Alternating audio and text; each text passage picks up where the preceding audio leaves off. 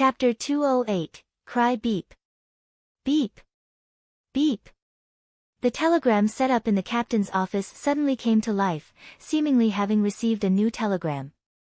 But Klein and Leonard couldn't be distracted. They were counting the movements of the second hand on the clock as their red eyes welled up with tears. 10, 9, 8. Just then, Dunn Smith carried the silver, bone-like square box into the reception hall with a solemn expression. Megos, who was pulling out clump after clump of blonde hair, tore a wound that was deep enough to show her bones. It was as though she was triggered by something. She suddenly stood and pointed at Dunn Smith in his black windbreaker. She shrieked, "You want to kill my child. You want to kill my child." Boom. The shrill and terrifying voice reverberated. Klein felt like he was being struck in the head with a sledgehammer. He suddenly forgot to count as he had a headache and felt dizzy. His vision went red, and there seemed to be liquid flowing from the tip of his nose. He subconsciously looked sideways, and he saw the corner of Leonard Mitchell's eyes. The tip of his nose and the corners of his lips were covered in fresh blood. His face was extremely pale, and his body was wavering as though he was about to fall. "I'm probably in the same state." Klein reined back his thoughts and continued to count in silence as he skipped 2 numbers. 5, 4. Struck by the terrifyingly sharp voice, Dunn Smith's deep gray eyes were filled with red veins. Every single strand was crystal clear. The blood vessels in his face protruded out as well, every one of them like a poisonous snake. There was also a gurgle as red liquid flowed out of his ears as well. Despite that, he did feel dizzy. Other than his right hand pausing, his strong willpower drove him to press down on St. Selena's urn and open the lid. Inside the box, there was deep darkness. In the darkness, there was fine resplendent sand. The scene was magically beautiful, just like a starry night being stored in a box. The surroundings suddenly became dark, and the darkness engulfed the entire reception hall. In the air, there were countless black, cold, and smooth threads were floating. They surged towards Megos and entangled her almost instantly. It wasn't like a spider web, but more like the tentacles of some unknown creature. Megos had already torn out her right eyeball. It hung by a thin cord of flesh underneath her eye socket. She stared at Dunn Smith with hatred as she roared, "You must die." Bang! Dunn was cast away by a formless force and slammed heavily into the wall opposite. The wall cracked, and bricks were thrown up. He spat a mouthful of fresh blood onto the ground, but both his hands were still tightly holding onto St. Selena's urn. He held onto it for dear life and kept it from falling to the ground. Those countless black, cold, and smooth threads tightened and bound Megos firmly to the spot. No matter how much blight-tainted flames rose up suddenly, or how her skin began to secrete a liquid that smelt like brimstone, neither of those defenses dealt any damage to the threads holding onto her. 3, 2, 1. Klein and Leonard dashed out through the partitions simultaneously. One of them was holding onto a warm thin gold slice, and the other had already aimed his 5 fingers with the blood vessel thief wound around his left wrist at Megos. Megos, who no longer looked human, struggled as flesh protruded from both sides of her shoulders. They were a mixture of blood vessels and green veins, round like a child's head. Above the 2 heads, cracks rapidly spread and seemingly turned into a pair of eyes. Megos suddenly noticed danger approaching, and she opened her mouth. The corner of her lips cracked all the way up to her ears. She was going to deal the blaspheme curse to every enemy that attempted to harm her child. At that moment, Leonard clenched his left hand into a fist as his wrist made a half-turn. His pale face turned livid, and the vessels protruded like bunch of tiny poisonous worms. Megos' blaspheme curse was left stuck in her throat as it came to a sudden halt. She seemed to have lost the ability to speak and the ability to evoke curses. Klein seized the opportunity and muttered an ancient Hermes word in a deep voice. "Light. I want light, and there will be light."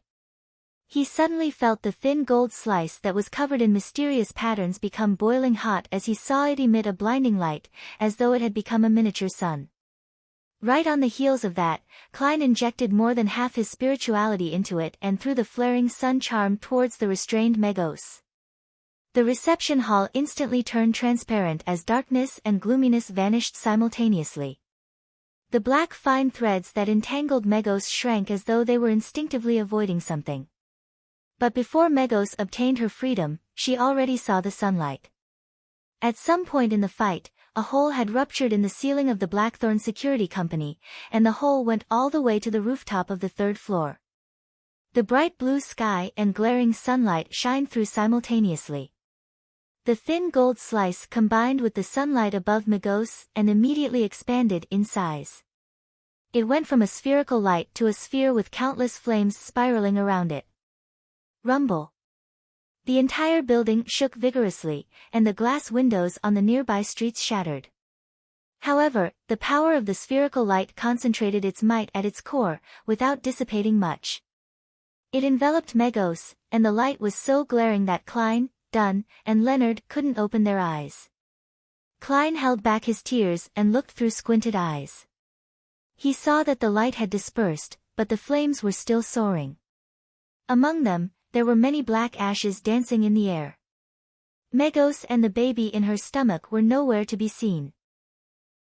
Just like the coffee table, water glass, newspaper, and sofa in the area. Is it over? Did we finish the son of an evil god before it descended upon this world, taking his mother out at the same time? Klein still couldn't believe it. His experience of playing video games told him that the final boss couldn't be taken care of so easily. Suddenly, he felt goosebumps all over. His clown instincts told him that there was extreme danger approaching. Without thinking, Klein rolled to the left abruptly. Just then, a long arm with an extremely sharp white bone blade cleaved the spot, seemingly out of nowhere. The monstrosity had an abnormal beauty, and it floated in midair. It was unbelievably fast and almost impossible to dodge its attacks. Whoosh! Klein's clothing on the right side of his chest was ripped apart, his skin ruptured, and his flesh, along with his bones, was split into two. The wound was so deep that he could almost see one of his lungs. If it wasn't because he sensed danger approaching beforehand and dodged in time, that slash would have sliced him in half. But, even so, Klein slowed down. Extreme pain filled his head and scattered his consciousness. At the end of the white bone blade, a figure rapidly flew out. If it wasn't for the bump on its stomach, perhaps no one could identify it as Megos. Her hair and dress had been burned entirely. The skin on her face and body was charred black and was peeling off, flake after flake. Her nose had melted, leaving only two small black holes behind. Her eyeballs were nowhere to be seen, and there were faint white flames dancing in the empty sockets. The two heads that had popped up from both sides of Megos' shoulders had been burned away. Her left arm had become the white bone blade that she was holding. It looked demonic, yet holy. Creak. As the ground shook, Megos ignored Dunn and Leonard, as well as the black, cold, and smooth fine threads that were hurtling towards her again. She phased over to Klein, who had come to a stop after rolling away. She aimed the white bone blade at Klein's neck and was about to slash down. Suddenly, she heard a voice that contained a rich blasphemous tone. Submit. Leonard lifted his left hand and aimed his palm at Megos. The sealed artifact 2-105 wrapped around his wrist had turned from a thick pale, blood-tainted blood vessel into a crimson intestine that had expanded to the point that it looked ready to explode. With the aid of the blood vessel thief, Leonard had successfully stolen Megos' blaspheme curse and was attempting to use her power to seize control of her. Only an ability at her level was effective. Under the influence of the blaspheme curse, Megos bent her waist, and her knees were constantly trembling. Her motions came to a halt as the surrounding black threads surrounded her as though they had found a delicious prey. Klein also took the opportunity to roll in the opposite direction, leaving a trail of fresh crimson blood behind him. However, he got some reprieve from his extreme pain and reached his hand into his pocket. He took out the last flaring sun charm. He took the opportunity when Megos was stationary to finish her off, once and for all. If she were to hold out until the baby was born, the outcome would be beyond their imagination. Boom! Megos' head exploded on its own. Her charred skin and flesh flew in all directions. But her headless body seized the opportunity to shake off the effect of the blaspheme curse. Boom! Megos' charred body transformed into a projectile that shot towards Leonard. Since the blaspheme curse had been forcefully disrupted, Leonard was temporarily frozen on the spot. At that moment, Dunn Smith was still holding onto St. Selena's urn tightly. His face was abnormally pale, and the black, cold threads that were created was still short of surrounding Megos. Creak! Megos slammed into Leonard, throwing him to the wall. The wall collapsed from the impact. Leonard's bones cracked, and there was blood spewing out from his mouth incessantly. Without even having the urge to struggle, he fainted instantly. Megos raised her white bone blade, but the countless black threads that emanated from St. Selena's urn enveloped her again and was about to bind her to the ground. Without the luxury of time to mind his injuries, Klein quickly took out the thin charm. Just as he was going to recite the ancient Hermes incantation, something suddenly sounded in the deep, dark, yet quiet room. Wah! It was the cry of a baby. Chapter 209, Light, Wah! The baby in Megos' stomach cried. It squirmed, wanting to come into this world in a bid to help its mother escape from her predicament. The black, cold, and smooth threads appeared to suffer a shock as they seemed to be suppressed by an invisible power which led to their retreat backward. Wah! Dunn and Klein became dizzy at the same time. They felt their throats contract involuntarily as their contracting air passages instantly stifled them. Crimson liquid flowed from their nostrils, their eyes, and their ears. All of their capillaries seemed to have ruptured. If it wasn't for the fact that Klein had undergone the torture of hearing the mutterings and ravings every time he headed to the world above the grey fog, as well as Dunn holding onto the ashes of St. Selena, they definitely would have fainted on the spot, just like Leonard Mitchell. Megos' headless body turned over and looked at Klein, who saw her charred skin and flesh peeling to the ground, and the holy, yet evil white bone blade. Having escaped its influence thanks to his rich experience, Klein immediately felt his scalp tingle and forgot about the pain in his right chest. He seemed to witness his enemy charge towards him maniacally, not giving him any time to recite the incantation, infuse spirituality, and throw out the flaring sun charm. Just as he was about to dodge the attack, Klein saw Megos suddenly pause. He saw Dunn Smith's black windbreaker fluttering, and the captain diagonally across him had buried his head. There were multiple thick twitching objects on his back as if they were venomous snakes or tentacles, or monsters. Dunn was using his abilities as a nightmare to forcefully impede Megos' movements. Bam! Bam! Bam! With a mere struggle from Megos, the thick tentacle-like objects that protruded from Dunn's back exploded at the same time. A large amount of blood splattered out, covering every corner of the room like rain.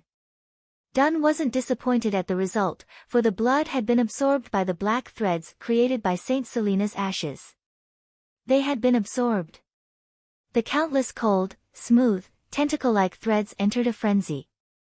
They swarmed forward and bound Megos tightly, wrapping themselves around her bulging, squirming stomach. An opportunity. Klein was as nervous as he was excited. He prepared to shout the ancient Hermes word for light.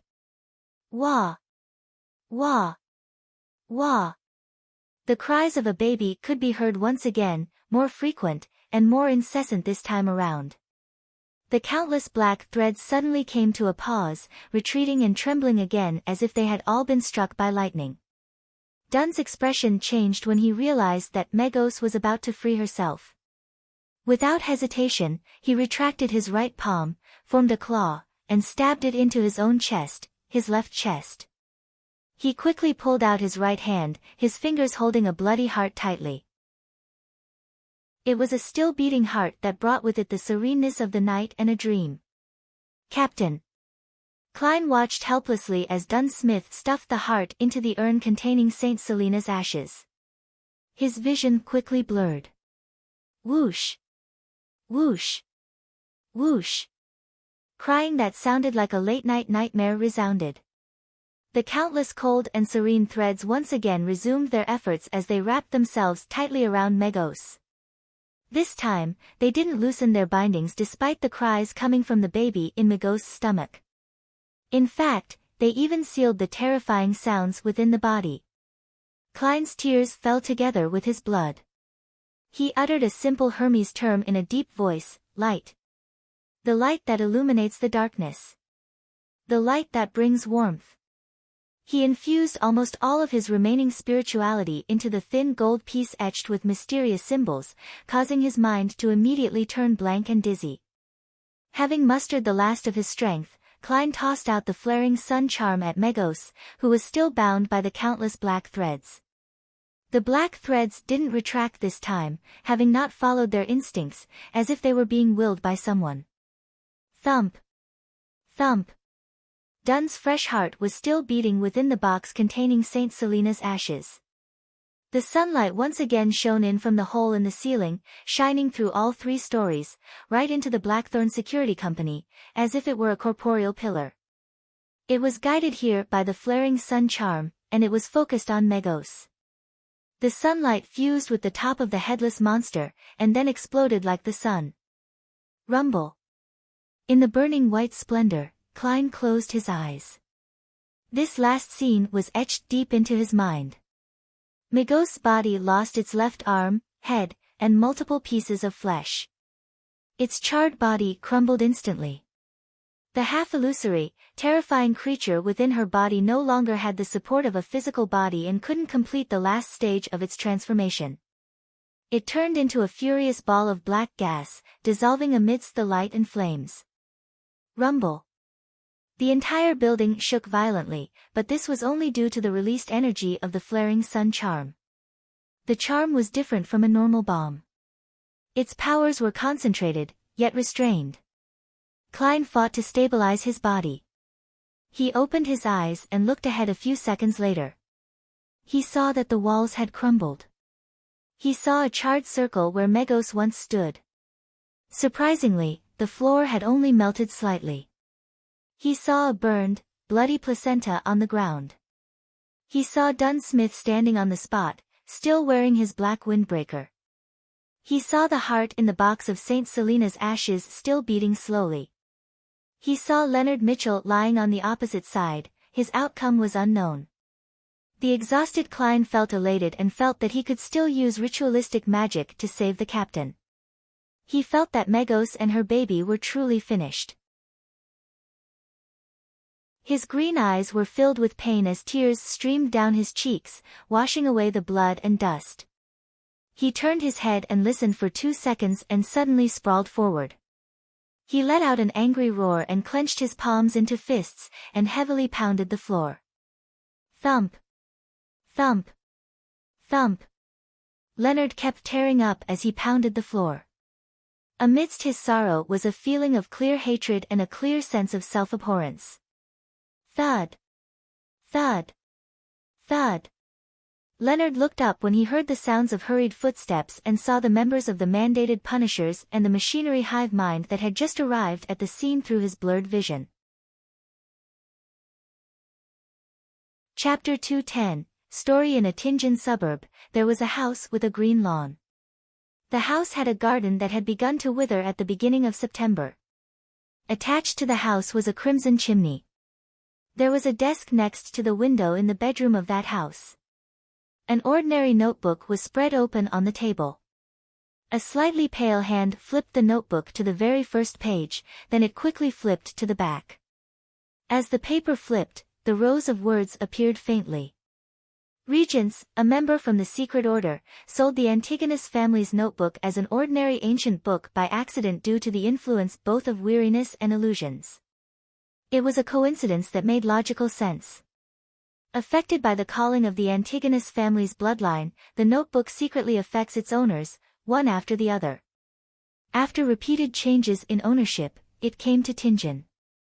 It fell into the hands of the members of the Aurora Order, Sirius Arapis and Hanas Vincent. After they flipped through the content that temporarily appeared in the notebook and copied the corresponding potion formulas, Sirius and Hanas were worried that the secret order, who were good at divination, would track them down. After discussing it, they decided to avoid the risk by selling it to another person. They didn't wait for Mr. Z's reply, perhaps because he stayed at Inmat Harbor. Through Sirius's introduction, Hanas got to know Welch McGovern from the Koei University's Department of History. Then, Hanas sold the Antigonus family's notebook to McGovern as an ordinary ancient book. Subsequently, Sirius was attracted by the treasure that was said to exist on the main peak of the Hornacis mountain range. He started to visit the Deweyville Library and research the mountain. He didn't think that there would be any problems, so he left his real address and name. That aligned with his personality. During this process, he acquainted himself with Lenivus, who was reading up on information about iron mines to set up a scam. Lenivus's hidden lunacy and swindling ability were well appreciated by Sirius. He decided to nurture him into a member of the Aurora Order. Of course, before that, an investigation was inevitable. Sirius covertly informed Lenivus about the evil ritual of praying to the true creator to deliver his spawn into this world. But he knew that the possibility of Lenivus succeeding was very low, because the difficulty level of the ritual was very high, and the requirements were very harsh. However, the latter expressed his strong interest in the matter, tempted by the possibility of obtaining a deity's approval. He planned to complete the ritual simultaneously as he carried out the plans of establishing his steelworks company. The cunning Lenivus could tell that there was something fishy about Sirius Arapis. But for his personal goal, he didn't expose him. He visited Hood-Eugen in the asylum once again. They had known each other long ago, and they knew about their respective situations. After a dark divination, the Antigonus family's notebook was awakened fully. Welch and his classmate died. The lucky survivor, Klein Moretti, sent it to Ray Bieber's house under the influence of the notebook. It was a destined ending. Many rows were scribbled off and new content followed. For some baffling reason, and a lack of sufficient explanations, Klein didn't commit suicide after that and somehow managed to stay alive. In the Nighthawks investigation of Welch's case that followed, he met Dunn Smith and joined the Nighthawks. Although it had already exceeded in Zangwill's description, it didn't affect the development of the story. Bacchus and his brothers were down on their luck. They lost their last chip at the gambling tables and were drowning in debt. In a bid to obtain money, they decided to kidnap and blackmail the somewhat wealthy individuals. When they were looking for their final hideout, they chanced upon the room opposite Ray Bieber's apartment. By then, Ray Bieber was already seduced by the power offered by the Antigonus family's notebook. He hoped to digest the gift left behind by his ancestors. However, he was in a semi-insane state, and he couldn't make the best and safest choice. He abandoned his dead mother, but he continued remaining in Tinjin City. He only found a more elusive spot to carry out his digestion ritual. It was truly pathetic. If he had been slightly smarter, the story could have become even more complicated, but his decision was made based on his instincts and his poor state of mind. Bacchus and company purchased weapons and took the youngest son, Elliot, of the tobacco merchant, Vicroy, and held him for ransom. Finally, they successfully carried out the abduction and took Elliot back to the apartment opposite Ray Bieber's. Vicroy's butler was entrusted with looking for help from a security company. Because of Welch's mysterious death, security companies were short on hands. Klee chanced upon a deliveryman and happened to discover the existence of the Blackthorn Security Company. Leonard Mitchell and Klein accepted the job. Relying on their beyonder powers, they quickly saved the merchant's son. Regrettably, Klein didn't immediately realize that clues to the Antigonus family's notebook were in the apartment opposite them. However, his spirituality reminded him in his dream. As such, the Tinjin Nighthawks discovered corresponding clues.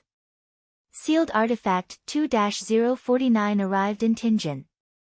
With the aid of the Antigonus family's puppet, Dunn Smith led the Nighthawks to find Ray Bieber before interrupting his digestion procedure. Ray Bieber became a monster, and the situation was out of control. In the end, the Nighthawks skillfully worked together and took care of Monster Bieber, but they immediately faced the attack of a member from the Secret Order.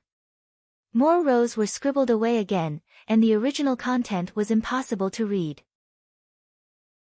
Leonard Mitchell, who possesses a secret, was going to end the situation.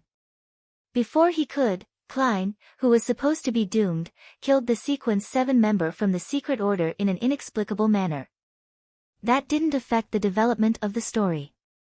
Dunn Smith got in touch with the Antigonus family's notebook and flipped through its content.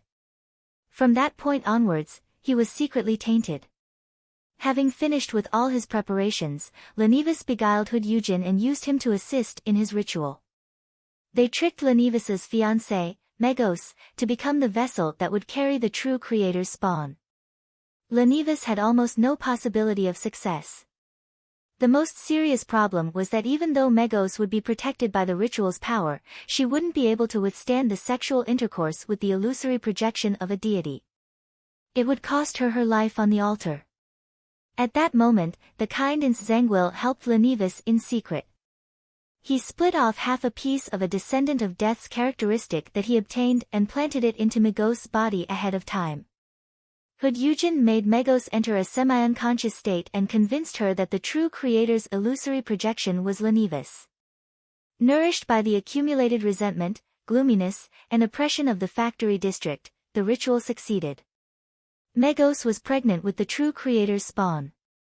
The deity saw through the coincidences, but since he wished to break through the shackles placed on him by the 7 deities, he didn't refuse. Hood Eugen was contaminated. After the ritual succeeded, the mad Lenivus regained his rationality. He clearly knew that if the deity's spawn was to descend into the world, Lenivus, himself, would become one of the sacrificial offerings. How could a mortal be the father of a deity's son? This was blasphemy of the highest order. Lenivus decided to leave Tingen ahead of time and left clues to the Nighthawks, the mandated punishers, and the machinery hive mind so that they could resolve the repercussions of his actions. There was ultimately a price needed for lunacy. However, Lenivus didn't write the letter directly to the Beyonder squads. He thought it would make him look stupid. He decided to leave the letter in one of the houses that he rented.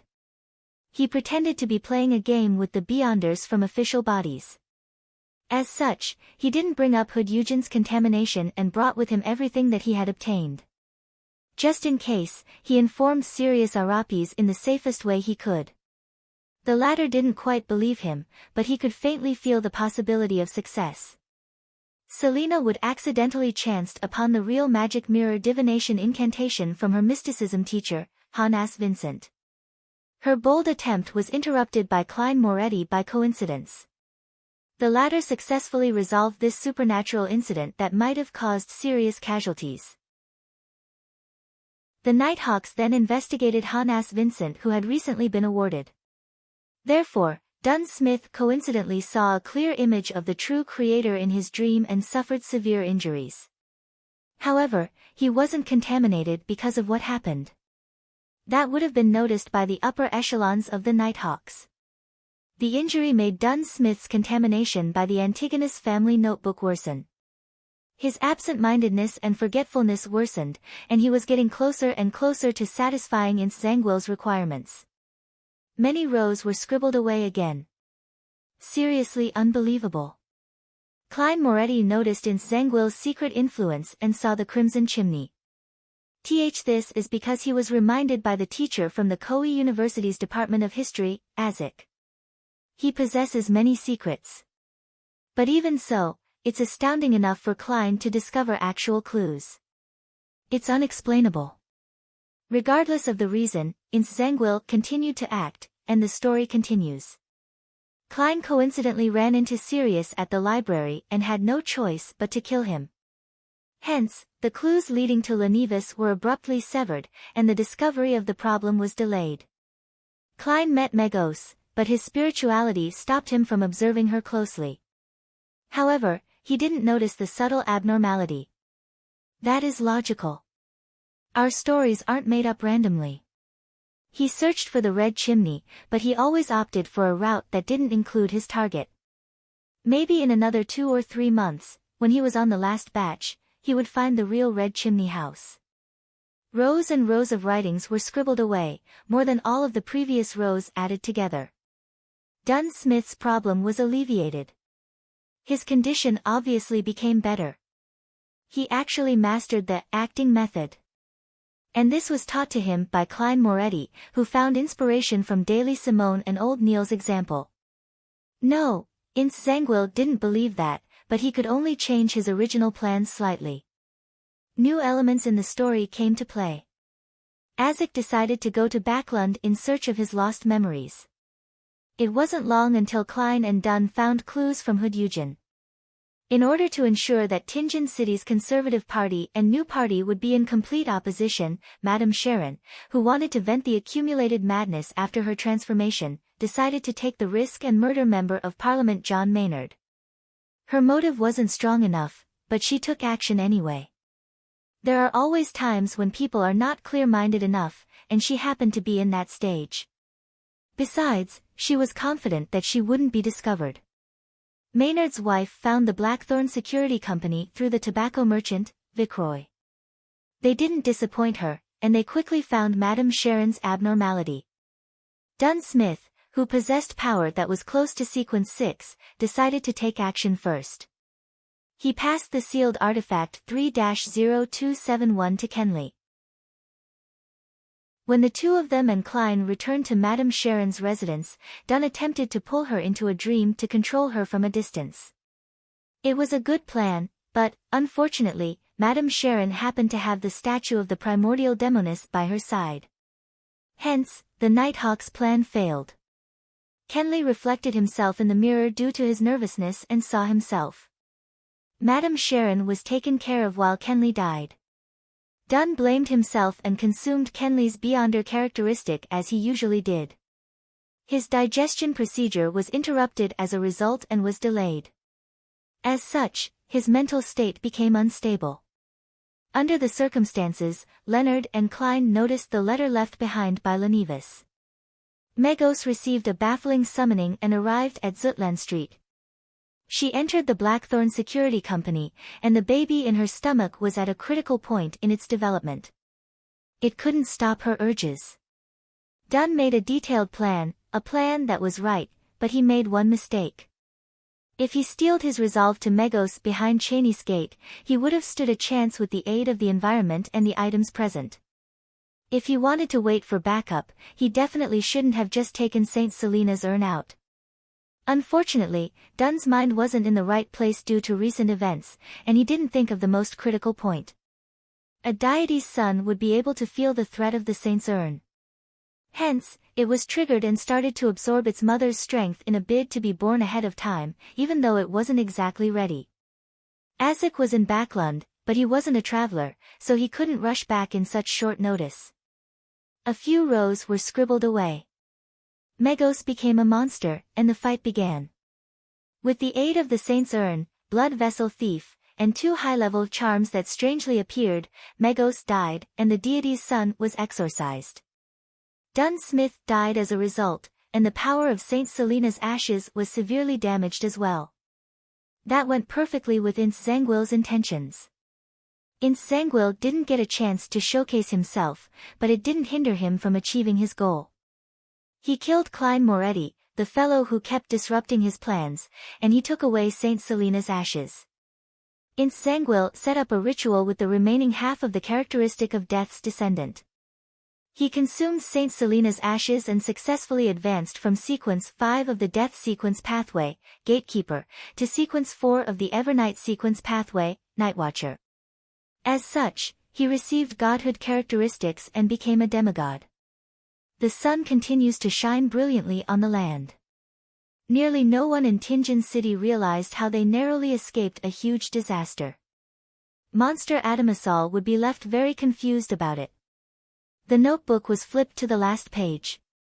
A middle-aged man that was holding onto the book had dark blonde hair, a dark blue eye that was nearly black, a tall nose, and tightly pursed lips. His facial features were like that of a statue and didn't have a single wrinkle. He held a classic quill with his slightly pale hand and wrote a line clearly without dipping into any ink. He ended with a simple sentence. Tinjin's story ends here. The papers rustled as he closed the book, leaving only a brown cover. Chapter 211, Funeral in the Basement of St. Selena Cathedral, in the guardroom outside Cheney's Gate. Leonard Mitchell was leaning on the back of his chair, his legs were propped up on the table. His eyes were vacant without any focus. Even though he had been healed using ritualistic magic, he still looked terrible, as if he had obtained reprieve from a severe illness without fully recovering. At the moment, the powerful Beyonders sent by the Holy Cathedral were creating another seal behind the Cheney's Gate since the ashes of St. Selena was lost. They had conflicting opinions, some wanting to fill in the gap of power using a new holy item, while the others believed that there was no need to go through all the trouble. After all, to the Church of the Evernight Goddess, holy items were rare and incredibly precious. What they suggested was lowering the presence of the Nighthawks in Tinjin and transferring the artifacts with living characteristics or difficult-to-seal artifacts to the headquarters at the Cathedral of Serenity in Backland's diocese, only leaving behind those that could be controlled more easily. They intended to send a telegram to propose a meeting of the higher-ups, to get a vote from the archbishops and high-ranking deacons. Leonard was uninterested in this debate. He felt as if he had become a living corpse, with no sorrow, grief, agitation, or excitement. He was abnormally numb. He didn't want to face anyone. All he wanted was to stay alone in the corner. Occasionally, he would feel puzzled about why the murderer would only take away Klein's Beyonder characteristic and leave Captain Dunn Smith's one intact. Thud. Thud. Thud. Footsteps reverberated in the corridor. Sika Tron, whose right arm had been bandaged, appeared at the door of the guardroom. While Klein and the others were attacking Megos and attempting to save Tinjin City, she and the keepers within Cheney's Gate were doing battle against a portion of the sealed artifacts. If it wasn't for the timely arrival of the members of the mandated Punishers and the Machinery Hive Mind, or the eventual arrival of the reinforcements from the Holy Cathedral, she also might have lost her life. But even so, the elderly keeper failed to last until the end. He fought to his death, under the call of duty. Leonard, I found an unencrypted telegram in the captain's office.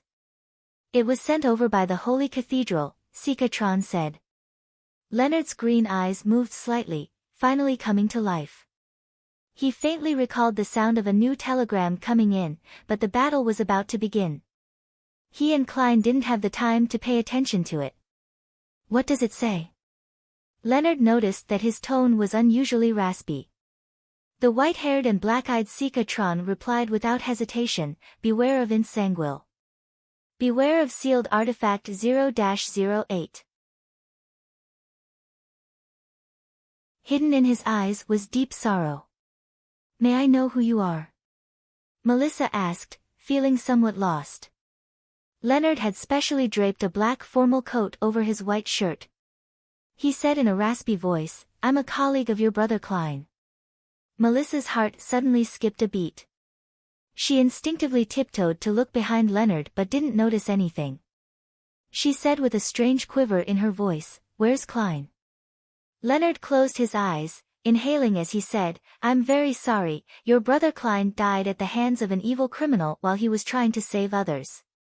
He's a hero, a true hero. Melissa widened her eyes slowly, her body shaking indiscernibly. The 3 tickets in her hands dropped helplessly onto the floor. The tickets faced upward, revealing the name of the play, The Return of the Count. Sitting in the Moretti family's living room, Leonard didn't dare to look directly at Melissa and Benson. But he couldn't stop scenes of what they looked like from flashing through his mind. That girl filled with youthfulness and vibrancy had her eyes wide open. She didn't speak, and her eyes were unfocused. Her silence made her appear like a puppet. The man who looked a little like Klein maintained a normal posture, but he would slip into a daze from time to time. His words came out slowly. That's the gist of the matter. I'm very sorry that I was unable to prevent it in a timely manner. The Blackthorn Security Company, the police department, and those that he helped have promised a bereavement compensation of about £6,000, Leonard said, as his eyes darted around. Suddenly, Benson interrupted him. His voice was hoarse as he asked, "Where's his body?" "I'm asking where's Klein's body?" He puckered his lips and paused. "When can we see him?" "In the company." "You can see him now," Leonard answered, unable to mask his grief. "All right." Benson moved his rigid lips with great difficulty. "Let me use the bathroom first." Without waiting for Leonard's reply, he quickly entered the bathroom and slammed the door closed. He stood in front of the sink and turned on the tap, allowing the water to flow. He bent down and repeatedly splashed water onto his face. As he did that, his actions came to a sudden stop. Nothing changed for a long time, leaving only the sound of running water reverberating in the bathroom. A few minutes later, Benson lifted his head and looked into the mirror. He saw that his face was covered in water droplets. The redness in his eyes was impossible to hide now. A few days later, in a corner of the Raphael Cemetery. After finishing Dunn's funeral, the crowd gathered before a new tombstone. On it was Klein's black and white photograph, a very scholarly photograph. Melissa stood before the grave, her eyes without focus. Beside her, Elizabeth kept wiping away her tears. Leonard, Benson, Fry, and Brett carried the coffin and walked over, lowering the coffin into the grave. After the priest gave the eulogy and individual prayers, the grave was filled with soil, covering the black coffin bit by bit. At this moment, Melissa knelt down and tossed in the copper whistle she found on her brother's body. Leonard turned and looked at the scene, his heart wincing. However, he admired how strong this girl was. He knew that this girl didn't cry after receiving the bad news. Instead, she stayed pitifully quiet. The grave was leveled and a stone slab was laid over it. Leonard took a final look at Klein's tombstone. There were 3 lines to his epitaph: the best elder brother, the best younger brother, the best colleague. Under the mournful atmosphere, the members of the Blackthorn Security Company gradually left. Selina and Elizabeth also bade farewell under the urging of their families. The only people left behind were Benson and Melissa. "I'll get a rental carriage." Benson was in a terrible condition, it was as if he hadn't slept for a long time. "All right." Melissa nodded. After seeing her brother leave, she turned to look at the tombstone. She squatted down and buried her face in her arms. After some silence, Melissa suddenly scolded, "Stupid." She cried as she wept silently. Her tears just wouldn't stop. Night time, at the Raphael Cemetery. The copper-skinned Azek stood in front of Klein's grave holding a bouquet of white flowers. He didn't speak for the longest time until he finally sighed and muttered to himself, "I'm sorry, I was 10 minutes late. But I think I know who it was." He bent over and set the bouquet of flowers down before turning to leave the cemetery. He also left Tingen, but he didn't retrieve the copper whistle. The place was quiet and serene under the illumination of the crimson moonlight. Suddenly, the stone slab sealing the grave was flipped open. A pale hand extended out from the soil. A hand came out. Whoosh! The gravestone was shoved aside. The lid of the coffin was pushed open. Klein sat upright and looked around, lost. His memory was still frozen at the scene with the brand new leather boots, and the palm that grabbed onto the urn of Saint Selena's ashes. Everything after that felt like a dreamless sleep. Klein instinctively lowered his head and unbuttoned his shirt. He looked at the left side of his chest, only to see that his ravaged injury and missing heart were squirming as they healed, similar to how he recovered from the bullet wound through his temple back when he looked into the mirror. The only difference was that this time, the recovery was much slower and much more difficult. Chapter 212, Avenger. In the northern part of the Lone Kingdom, the September breeze, that had an additional coldness to it, howled through the cemetery. It was even gloomier and colder than usual. The cold jolted Klein back to his senses as he muttered with a rueful smile, "It looks like there are still some secrets behind my transmigration.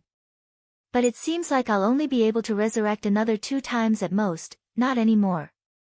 And if I were to minced up or completely crushed, who knows if this recovery ability that doesn't usually appear would even be useful."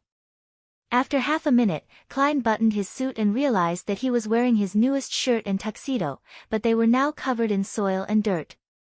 Benson and Melissa really have no idea how to save money. The thought popped into his head. He supported his weight on his hand and flipped up into a standing position, realizing that he still had his clown abilities. The best elder brother. The best younger brother. The best colleague. Klein looked at his tombstone and read the inscription. He felt his heart wince, seemingly sensing the despondent feelings Melissa and Benson had experienced. "This is probably even more depressing than watching Captain die before my eyes." He sighed and retracted his gaze. He squatted down and closed the coffin lid. His thoughts were still scattered, but Klein knew that he had to take care of the scene as soon as possible and not let anyone notice. Resurrection wasn't something any commoner could accept. If the Nighthawks, mandated punishers, or the machinery hive mind learned of this, Klein believed that he wouldn't have a great ending. Of course, if it was on Earth, he could deceive the people into believing that he was the blessed one of God, the man of salvation, had he consumed the lawyer or swindler potions. However, in the world he was in, there was a real God that could respond to rituals. He scraped the soil back together and covered it with the stone slab. Klein clapped his hands and stood up once again. At that moment, the scene didn't appear strange. He was just like a gentleman who came to offer his condolences late at night. The only oddity was that the person in the photo on the tombstone looked exactly like him. During the process of filling his grave, his spirituality noticed the existence of Azek's copper whistle. Hence, he dug it out and wiped it clean. However, Klein didn't intend to summon the messenger immediately. He decided to figure out the situation first. Klein lifted his left hand and saw the topaz pendant that was still wrapped around his wrist. "I guess this is considered a burial object." He gave a self-deprecating laugh and took off the pendulum. He looked around, and his face grew solemn. "Captain should be buried in this cemetery as well, I guess." He changed directions twice and finally determined the location of Dunn's tombstone using the pendulum. With the moonlight's aid, Klein walked around and searched for about 15 minutes until he finally saw Captain's monochrome photo. It had a gentle expression, high hairline, gray eyes, nothing unusual compared to before. Under Dunn's photo was his name, date of birth, date of death, and epitaph. "The true guardian, the most trusted partner, the captain forever." Klein looked in stunned silence and somehow his sight grew blurry for some baffling reason. He felt as though he had returned to that day again. He saw the captain turn his head to him and wink. He spoke with a mellow and relaxed voice. "We saved Tingen." "Captain!" Klein shouted in silence. He stood there like a statue for a good few minutes until he suddenly said with a smile, "Captain, your mental state was definitely not the best that day. You even said things like you could bring old Neil into the dreamland if he hadn't lost control. He was a mystery prior, and you're a nightmare. You couldn't consume the Beyonder characteristic that he left behind." "Yes. You didn't ask me what powerful offensive attacks I had. Was it trust, or did you forget about it? But, you definitely guessed something. I only took one sealed artifact and said it was for Leonard. Even without a brain, you could have guessed that I had the extra means for a powerful attack." Having said that, Klein paused, then he shook his head and sighed. "I have no idea what I am now. Maybe I'm just an evil spirit that has clawed its way back from hell to seek revenge." As he spoke, he suddenly stopped. His tears streamed down his cheeks and finally, he shouted softly with a choking voice, "Captain! We miss you too." Klein felt the cold breeze blow past him as he lifted his hands to wipe his tears and blow his nose. He became silent again and found a hidden spot nearby. He took 4 steps counterclockwise and entered the world above the gray fog. He wanted to find the person that killed him with the aid of divination. He wanted to know the murderer who triggered all of this. As he's already appeared before me, I'm sure that I can divine some information. Klein pursed his lips tightly together and saw the lofty palace and ancient mottled table as usual. He took the seat that belonged to the fool. A yellowish-brown goatskin and fountain pen appeared before him. Since his physical body in reality was under limited protection, Klein didn't delay and wrote down his divination statement after a moment's thought. The person who killed me. He recited it 7 times and leaned back into the chair. He entered his dream with the aid of cogitation. In the blurry world, there were countless points of light dancing and gathering. In the end, they formed a scene. A pair of brand new leather boots, a pair of slightly pale hands, and the Saint Selena's urn that was held by those hands. He looked up, and Klein saw a middle-aged man with short, dark blonde hair. He wore a black 2-button suit, and one of his eyes was obviously blind while the other one was so blue that it was almost black. His facial features were like carvings, and his face had no wrinkles at all. The image shattered and Klein woke up from his dream. His eyebrows were tightly knitted. He found his murderer very familiar. As a seer, he quickly understood why he found the person familiar. It was because he had seen the man's photo on a wanted notice. The murderer was in Sanguil. He was the former Archbishop of the Church of the Evernight Goddess who took sealed artifact 0-08. He had failed to advance as a gatekeeper. It's him. Countless images flashed through Klein's head, and they finally stopped on the scene when Sanguil picked up Saint Selena's urn. Tap. Tap. Tap. Klein extended his hands and rapped the edge of the long bronze table. He felt that he suddenly understood many things. The captain said that a beyonder that dies normally would leave behind a beyonder characteristic. When gathered together, they're equivalent to a potion that lacks the supplementary ingredients. In other words, as long as one knows the corresponding supplementary ingredients, they can advance using remains. Of course, one cannot consume beyond their level, as it would easily lead to a loss of control or going insane. Becoming a high-sequence beyonder would require the accompaniment of some special ritual. That was mentioned in the incomplete unshadowed formula. The subsequent advancements would require a ritual as well. Sanguil is a gatekeeper, a sequence 5 from the death sequence pathway. He wanted to become a high-sequence beyonder, a demigod. Based on the situation allowed by the exchanging of sequences, he had 3 choices. One was obviously sequence 4 in the death sequence pathway, second was sequence 4 in the sleepless sequence pathway, and third was sequence 4 in the god of combat sequence pathway, demon hunter. Saint Selena was a saint. She was either sequence 4 or sequence 3. Her urn corresponds to one of the 2 sequence potions.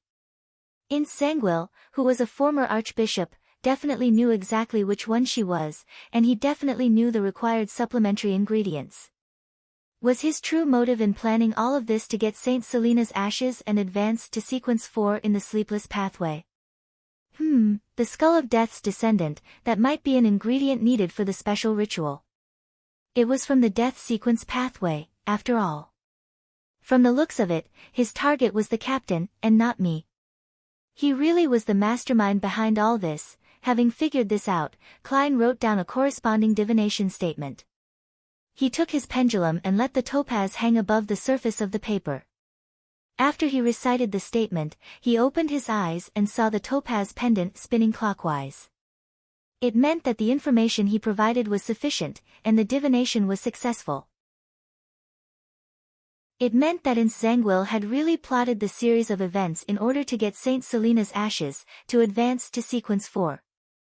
Klein rapped on the edge of the table again as he mulled over a different question. Sanguil was merely a sequence 5 gatekeeper.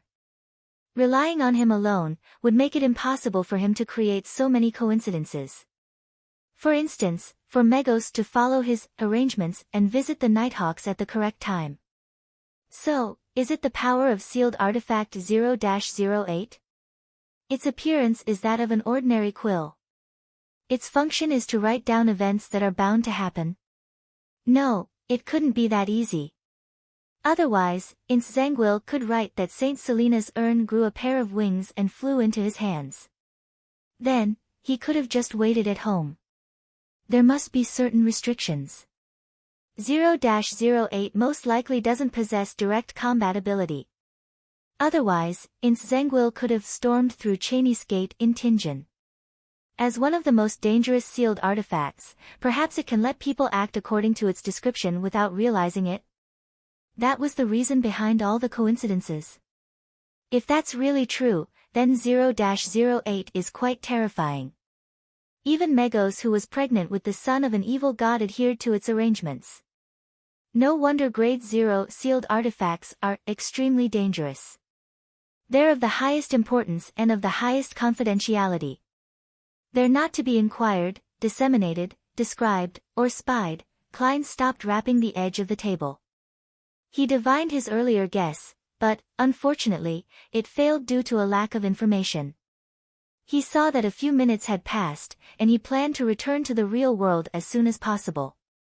Hence, he didn't let his thoughts run wild but wrote down the penultimate divination statement. The city where Ince Zangwill currently is. Due to the existence of sealed artifact 0-08 and the fact that Ince Zangwill had likely become a demigod, Klein couldn't divine his exact location directly. He could only make a rough inquiry of the general area. Of course, if there wasn't a mysterious space like the world above the gray fog to eliminate disturbances, he would definitely fail in divination, even if it was a rough inquiry. He leaned against the high-back chair and recited the divination statement 7 times. He dreamed again and entered the blurry world. The blurry world suddenly cracked, and there was a wide river which was slightly murky. There was a grand bridge above the river. Both banks had ports lined one after another. There were many goods and many workers. To the northeast of the river, there were rows upon rows of houses. Most of them had the Lone Kingdom's present-day architectural styles, such as polygenic roofs, oriel windows, and no veranda by the street. Other than that, there was a lot of Gothic architecture. The streets were filled with people and carriages. From time to time, strange machinery could be seen. The farther east he went, the more chimneys there were and the smokier it got. When he headed west, the elevation rose, and there were houses in grayish-blue, beige, and light yellow that spiraled up opulent castles and Gothic clock towers. Gong! The chime of a clock sounded and snapped Klein back to his senses. He knew which city he had seen. The Land of Hope, and the City of Cities, Backlund.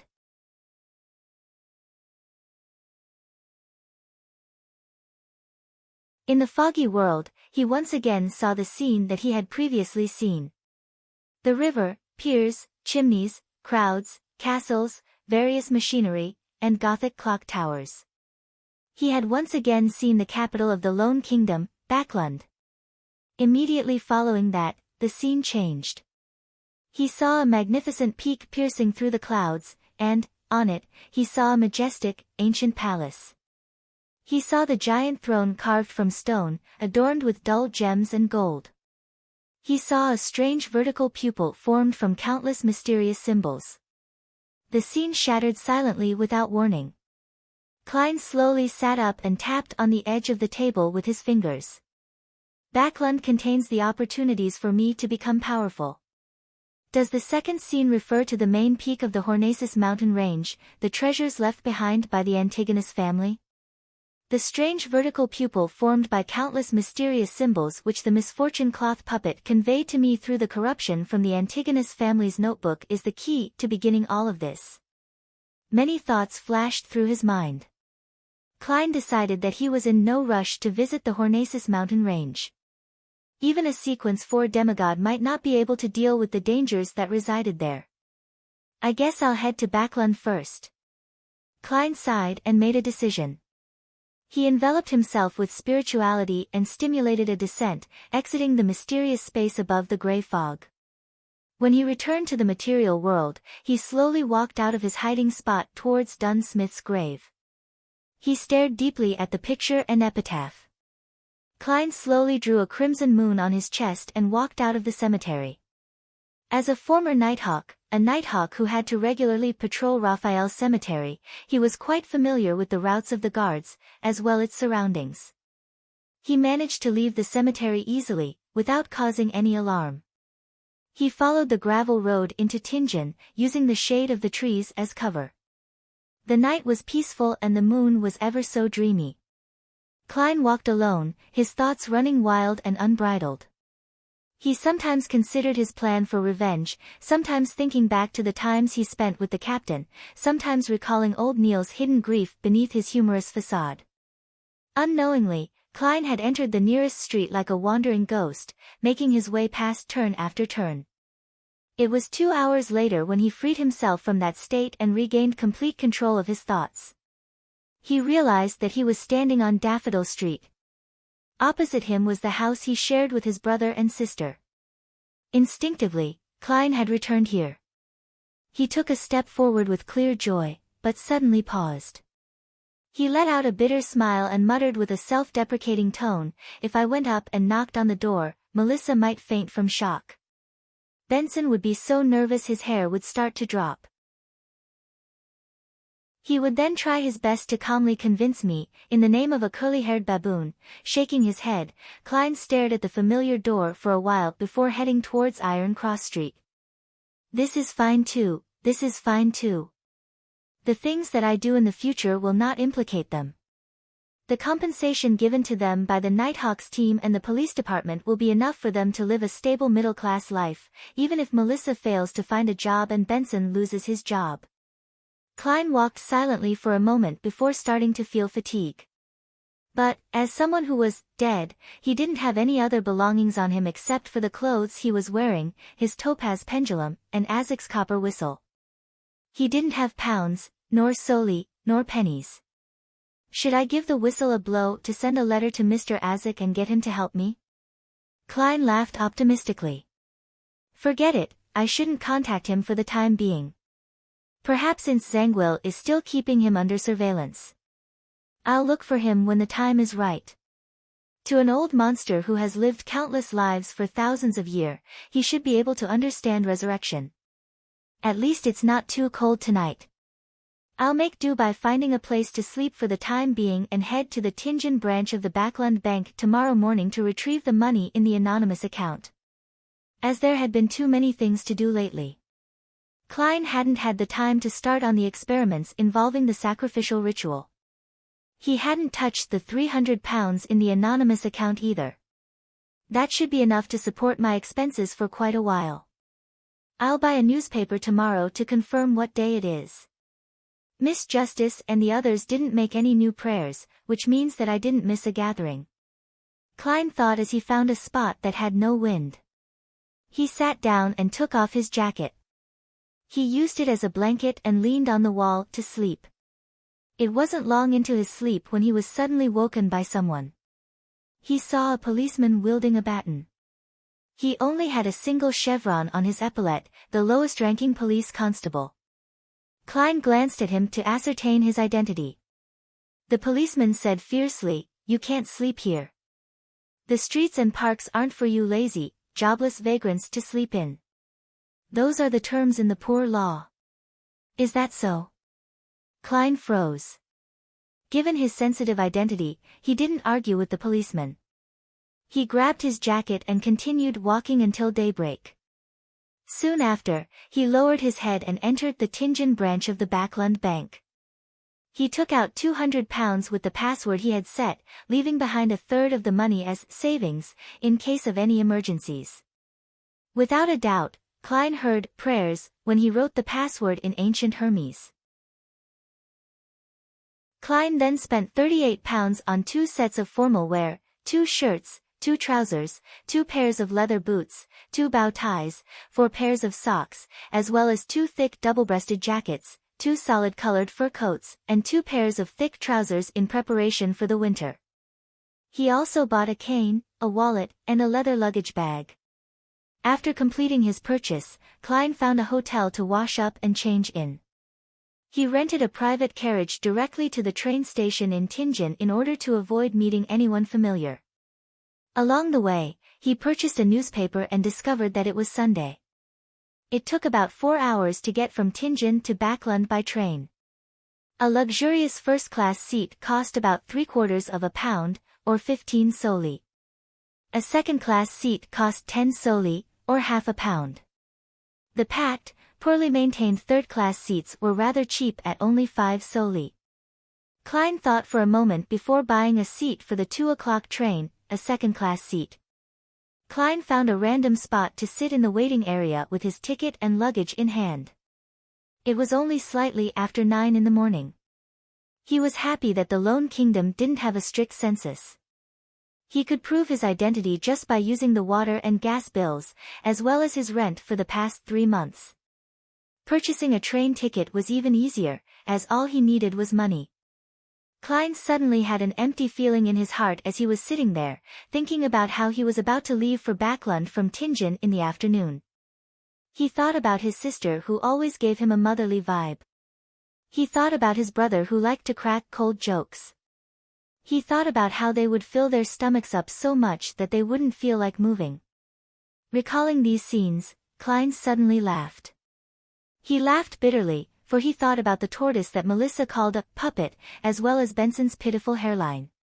He suddenly had a strong urge. He wanted to see his siblings again. At this moment, Klein suddenly realized why he hadn't picked an earlier train but instead bought a ticket for the 2 o'clock train. He carried his luggage and left the waiting area quickly, taking a rented carriage back to Daffodil Street. He then hid in a shady area on the opposite side and looked at the door to his house. There were many times when he felt like heading over, but he couldn't bring himself to cross the wide street. Klein looked across the road in a daze, suddenly having a feeling of homelessness. He'd had a similar feeling when he had just transmigrated. Suddenly, he saw the door to the house open as Melissa and Benson came out. Melissa was wearing a black dress and black veiled hat. Benson was in a shirt, vest, trousers, coat, and hat, all in black. They both had numb, sullen expressions. Melissa has become skinnier. Why is Benson so haggard? Klein's heart winced in pain. He opened his mouth but couldn't shout out their names. Without realizing it, he followed Benson and Melissa to the nearest municipal square. He saw that tents had been erected there again. A new circus troupe was in town for a performance.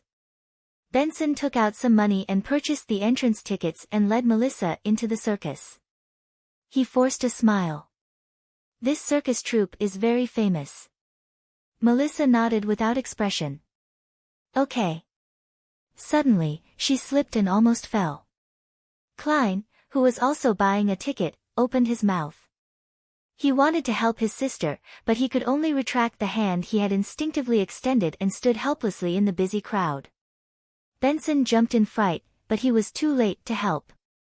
However, Melissa quickly steadied herself. She puckered her lips and said nothing.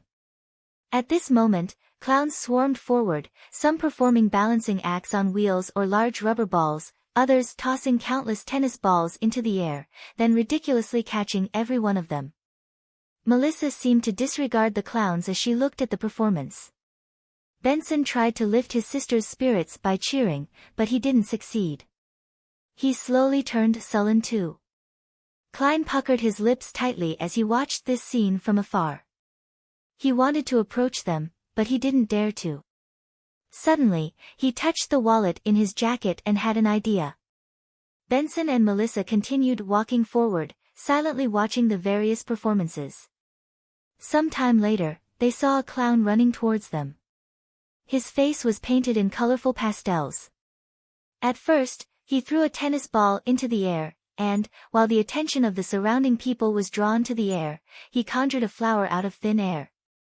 It was a Seville chrysanthemum. The clown brought the flower before Melissa and Benson.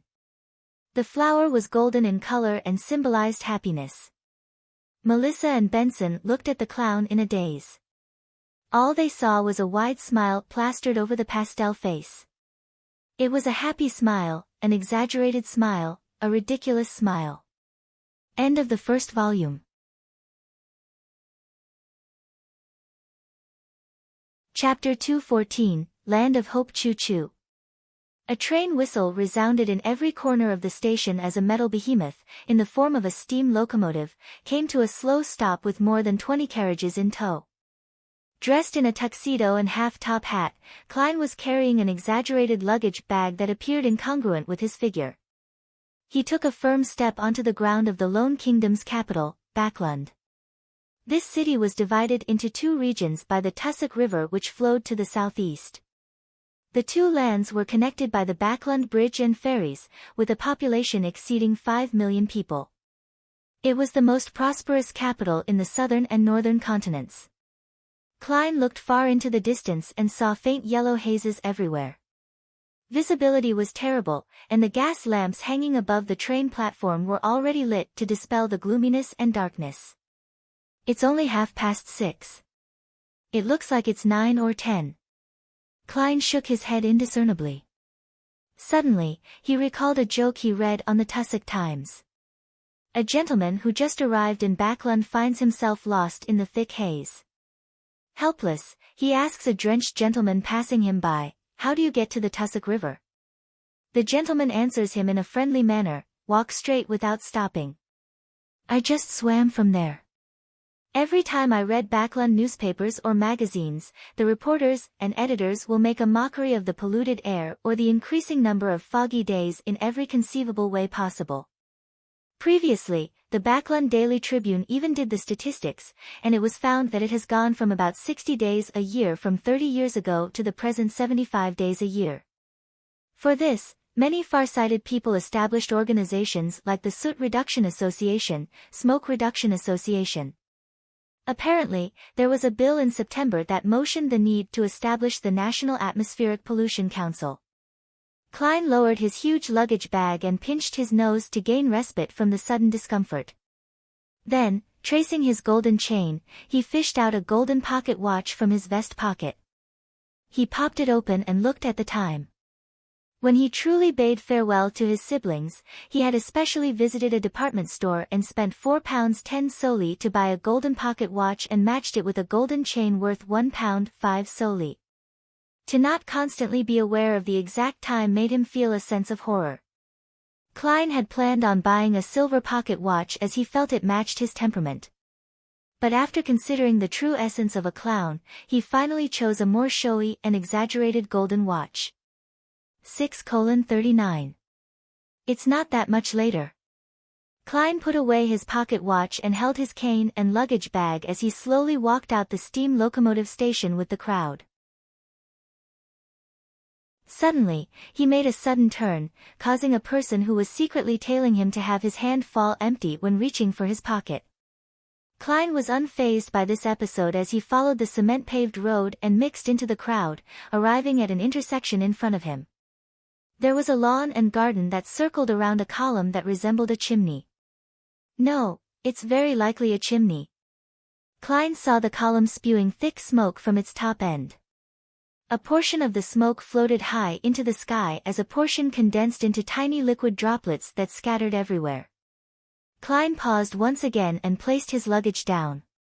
He spread open the newspaper and map that he had held onto using his other hand. While on the steam locomotive, he had already planned where he was going to go or what to do next. The experiences that he had undergone, and the mental experience that he had, when disguised as a clown in the morning, made Klein finally understand the true essence of a clown.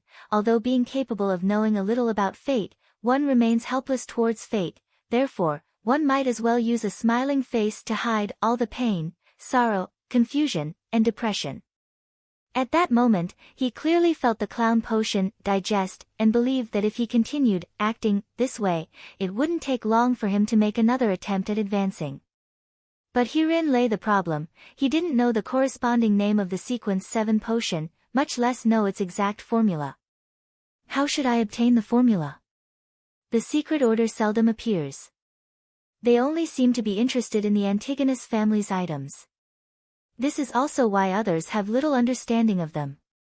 Yes. I should consider two aspects. 1. I need to come into contact with the local Beyonder circles and see if I can find clues. 2. I should set a trap and use the Antigonus family's treasure as bait to lure the secret order out. After all, I do possess knowledge of the strange vertical pupil formed from the numerous mysterious symbols. But that's too risky. I need to be careful since the bait cannot be too good or too bad. It won't garner their interest if it's too bad, and if it's too good, I might end up attracting a shark that can swallow me whole. The secret order's leader, Zeradal, is a figure who guided Emperor Roselle. Maybe he had obtained the biggest slice of the pie during that revolutionary feast. Of course, he might not still be alive as that was something from 200 years ago. Amidst his thoughts, Klein felt the coldness of Backlund and couldn't help but shiver. He decided to find a residence as soon as possible. He flipped through the papers and, once again, browsed through the rental section and saw a circled advertisement. 15 Minsk Street, Sherwood Borough, Terrace House. Weekly rent of 18 solely. Klein had thought this through very carefully about the area in which he was to stay in. Although Backlund had a population exceeding 5 million people, he still needed to be wary about meeting the local Nighthawks. Be it the newly transferred Daly or Lorata, Iyer Harson, and Borja that he previously met, they would definitely be able to recognize him. Therefore, Klein eliminated the North Borough where the Church of the Evernight Goddesses Backlund Diocese's headquarters and St. Samuel Cathedral was. He also eliminated areas with the best security and the extremely strictly monitored Empress Borough and Western Borough. These two boroughs belonged to the nobles and the richest magnates, with more of the nobles living closer to Empress Borough. After eliminating the worker areas, the harbor, and the East Borough and Backlund Bridge region where the poor gathered, Klein had few choices left. The first choice was Hillston Backlund where the Backlund Stock Exchange, Clearing House, Futures Center, the 7 major banks' headquarters, various trust funds, rail companies, and bulk cargo commerce companies were. It was known as the financial, business, and economic center of the Lone Kingdom. The second choice was Sherwood Borough where there were many small companies and residential buildings. The two boroughs had a lot of people in them, and the security was relatively good. It was good for hiding in. After serious consideration, Klein chose the cheaper Sherwood Borough. The reason why he didn't seek out organizations like the Capital Housing Improvement Company or Capital Housing Improvement Association was due to the fact that they needed identification which he couldn't produce at the moment. If I can't find a place to rent today, I'll find a motel that doesn't need any identification to stay for the night.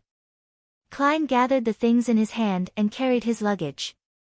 According to the map, he walked towards what seemed like a department store's entrance. That was the Backlund Metro's entrance. Yes, a metro. The first time Klein saw the word metro on the newspapers and magazines, he nearly jumped in fright. He never expected that such a transportation vehicle had become a reality in this era which hadn't entered the age of electricity. It was born 25 years ago. It first connected both banks of the Tussock River and had now expanded to the key city boroughs. Of course, there weren't many stations. Through the main door, Klein followed the people ahead of him as he walked to the ticketing booth. After being in line for a few minutes, he finally saw a cashier with a head with beautiful golden hair. The lady didn't raise her head. All she did was point at the wooden board by the side of the window with the prices. Peak period, 7 a.m. to 9 a.m., 6 p.m. to 8 p.m. 10-minute headway. 15-minute headway for all other times. First class seat, 6 pence second class seat, 4 pence third class seat, 3 pence. Return trips are respectively, 9, 6, 5 pence. Annual pass first class, £8 second class, £5 10 solely third class, no annual pass. It's cheaper than I imagined. There's actually no distance restriction. Melissa would definitely love this more than a horse carriage. This is the culmination of machinery. Klein thought as he suddenly felt upset. He revealed a brilliant smile and fished out 4 pence and handed it to the cashier. Second-class seat. Smack. The cashier tore a ticket and stamped it before handing it to Klein. After finding the line that led to Sherwood Borough and passing through the not very strict security checks, Klein went down the flight of stairs and quickly came to the platform. He followed the labels on the ground and found the corresponding location for second-class seats. Choo-choo. He didn't wait long before he heard the chugging sound of the train and the thunderous steam whistle. He saw a huge steam locomotive, its large and meandering body, together with its black metallic luster and complex machinery, mixed together to form a unique beauty. Backlund's metro still used steam locomotives. The smoke that they spewed was specially designed to enter a pipe above and travel through a chimney, out into the world. This was also the true usage for the lawn and garden out on the streets. Amidst the screeching sound of metal, Klein first waited for the passengers to alight before carrying his cane and luggage over slowly. He then allowed the conductor to check his tickets.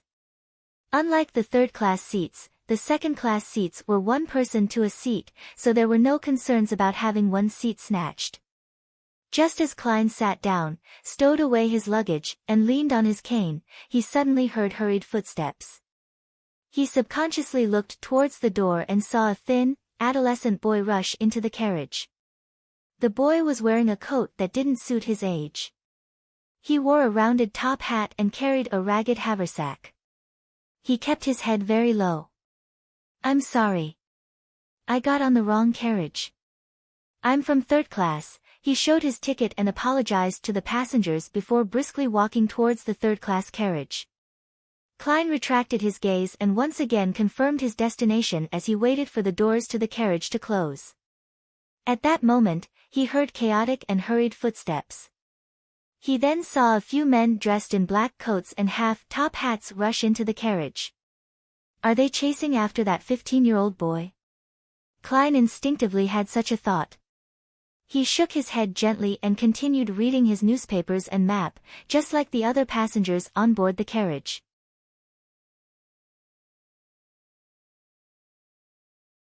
Chapter 2:15, Mrs. Sammer, did you see a teenage boy? He's wearing an old coat. One of the men who dashed into the carriage asked the conductor fiercely. Klein glanced at the man through the corner of his eyes. He was thin and hardy, his skin a dark shade from prolonged exposure to the sun. His eyes were much more recessed than the typical Lone Kingdom citizen. A Highlander? Or a mixed blood?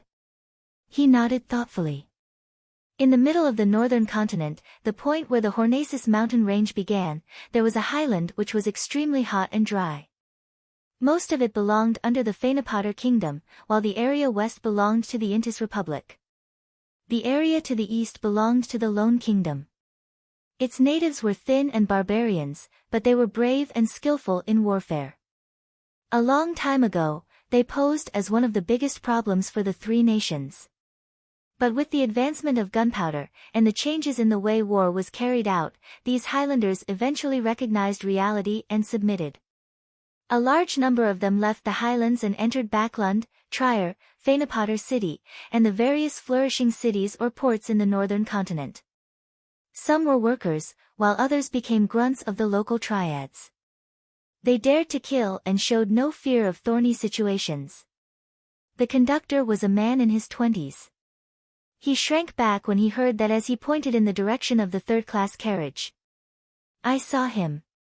He went that way. The leader, wearing a black coat and half-top hat, nodded indiscernibly. He led his men and rushed to the third-class carriage and showed no concern towards the surrounding passengers.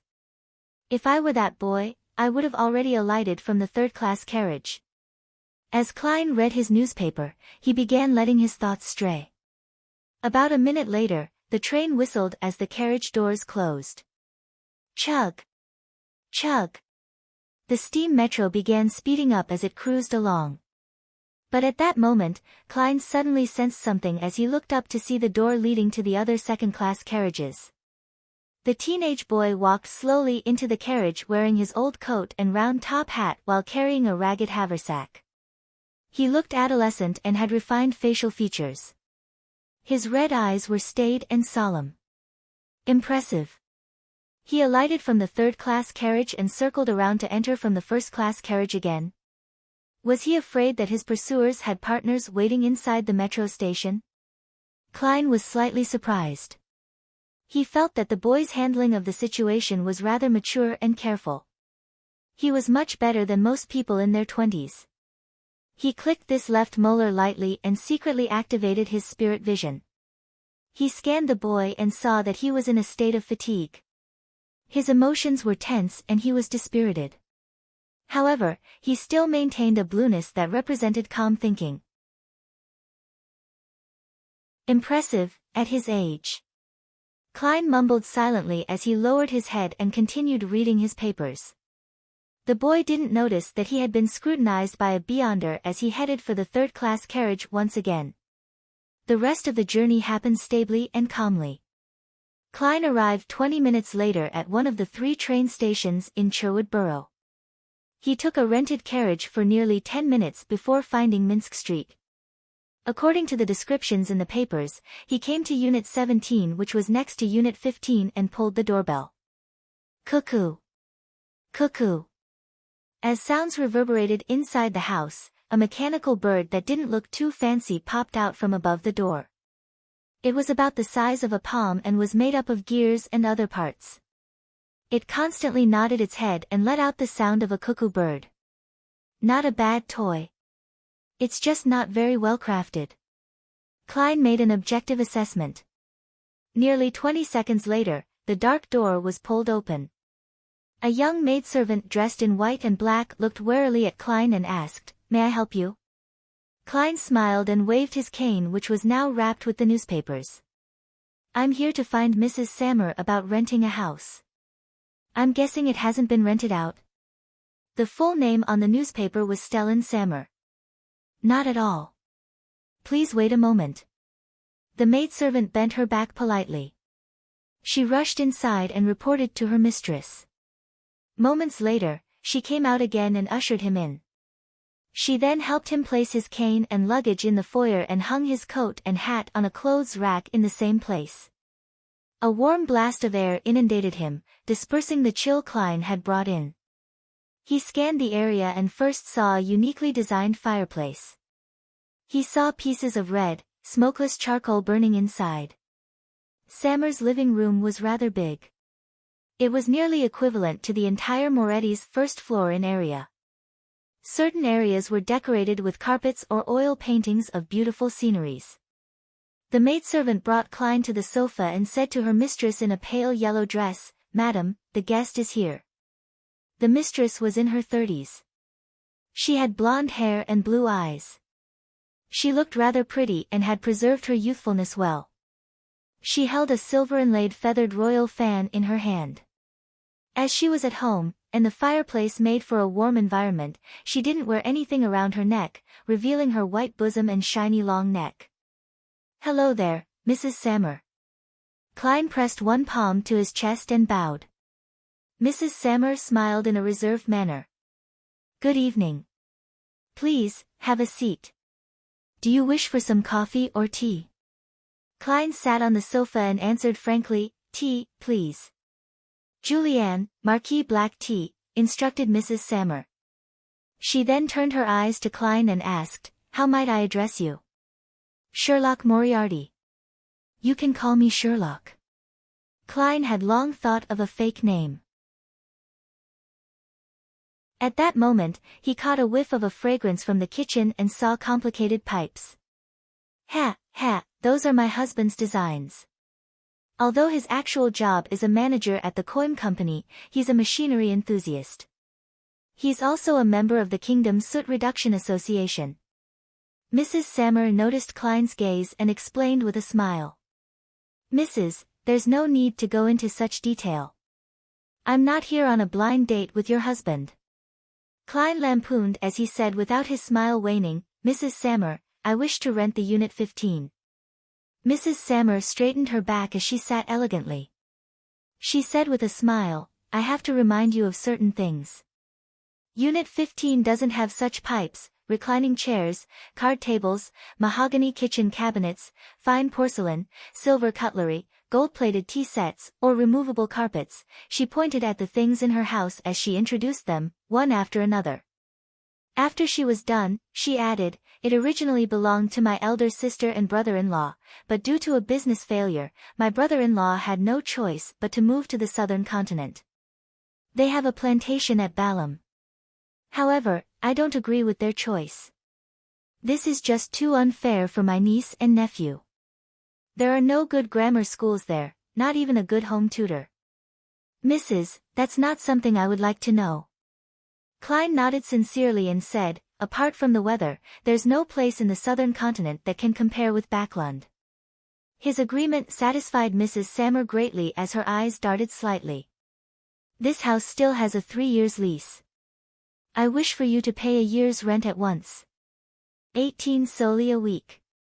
The use of the furniture will cost 1 soldi. I can collect a deposit of £50. Klein shook his head and smiled. "Mrs. Sammer, you should be able to tell that I just arrived in Backlund. I don't know what will happen to me in time. To pay £50 for a deposit will lower my ability to resist any risks. My limit is half a year. £25. He still planned on renting another one-bedroom apartment in Backlund's East Borough. He would use it to change his clothes, undergo disguises, and shirk off any tailing. It was necessary for what he planned to do. Stellan nodded slightly and asked, "Have you studied at grammar school?" Klein chuckled and said, "Yes, I later self-studied history." "Do you have any identification with you?" asked Stellan casually. "I'm sorry. I was in a hurry when I left home and forgot to bring it with me. I forgot to introduce myself. I'm from Mid-Seashire." Klein deliberately used the accent his classmate, Welch, often used. When he said, "forgot," it reminded him of Captain Dunn Smith. The smile on his face turned even more brilliant. At this moment, the maidservant, Julianne, brought a cup of black tea over. The cup was porcelain white with classic flowery patterns. Some areas were plated in gold. Klein took a sip and found the fragrance distant. The mix of sourness and sweetness were perfect, and it was clearly much better than the side black tea he often drank. "Very authentic Marquis black tea," he complimented with a description which couldn't be faulted. Mrs. Stellan Sammer curled her lips and said, "Then, let's do half a year's rent. £25. Klein thanked her and engaged in a few minutes of idle chatter with her until another maidservant found a service contract from the study. After both parties signed the contract, Klein counted £25 while feeling the pinch and pushed it to Mrs. Sammer. Stellan counted it silently before smiling. "Mr. Moriarty, I believe you'll be finding a job in Backlund?" "Yes," Klein answered, feeling a little lost. The corners of Stellan's mouth hooked up. "I can give you some suggestions. With a weekly salary lower than £3, it would be difficult for you to live in Sherwood Borough. Your rent, food expenses, water, gas, and charcoal expenses, transport expenses, and everything else added up will cost at least £2.5 soldi. Believe me, this is Backlund. One still has to consider new clothes and good cutlery and tea sets. A weekly salary of £3 is the bare minimum. If your weekly salary reaches £5, you can hire a maidservant. At £6, you can consider hiring a chef. At £7, you can add a male servant. For £8, you can hire an additional maidservant. Mrs. Sammer, I think you are flaunting your wealth. I once earned more than £10 a week." Klein maintained his smile as he listened attentively. At that moment, the door suddenly opened. A stout man walked in. He was dressed in a black double-breasted suit and leather gloves of the same color. Above his lips were 2 elegant mustaches. "Luke, this is Mr. Moriarty. He will be our neighbor." Stellan Sammer went forward and introduced him. Obviously the master of the house, Luke took off his coat and handed it to the male servant beside him. He smiled politely and said, "Mr. Moriarty, would you like to join us for dinner?" This is the manager of some coin company, a member of the Lone Kingdom Soot Reduction Association. Klein said with a smile, I'm very sorry, Mr. Sammer. I've eaten on the steam locomotive, although, that taste does leave a deep impression on one. After exchanging some pleasantries, Klein was led by Julianne out of the house and into the neighboring Unit 15. The layout was very similar to the unit next door. The first floor had a huge living room, a dining room with decent lighting, 2 guest rooms, a bathroom, a cellar, a kitchen that extended all the way back. On the second floor, there were 4 bedrooms, an activity room, a solarium, a study, 2 bedrooms, and a huge balcony. Mrs. Sammer wishes to tell you that you can rent out part of it, but not to workers or make this place too packed or noisy. Oh. I'll bring you clean blankets, sheets, and pillowcases in a while. Julianne returned to the Sammers after informing Klein. After doing a round of packing, Klein finally settled into Backlund. He sat in an empty living room and suddenly felt lonely. Hence, he forced himself to consider his future plans. Whether he liked it or not, revenge and advancement couldn't be done in the blink of an eye. Therefore, he had to obtain a lucrative job to prevent himself from facing any financial problems. However, the job couldn't restrict him and affect his movements and plans. In other words, he needed sufficient freedom. After some deliberation and eliminating unsuitable jobs, Klein was left with 3 choices. He could become an author by becoming a plagiarist. However, his identity was sensitive, so the more famous he became, the more trouble it meant. All he could do was give up unwillingly. The second choice was to be a news reporter. This was considered quite a decent job in this time and age. However, job applications required his educational certificates and other documents. Klein was helpless in that respect. Finally, he chose the third job. Private detective. This was also the reason why he had taken on a fake name.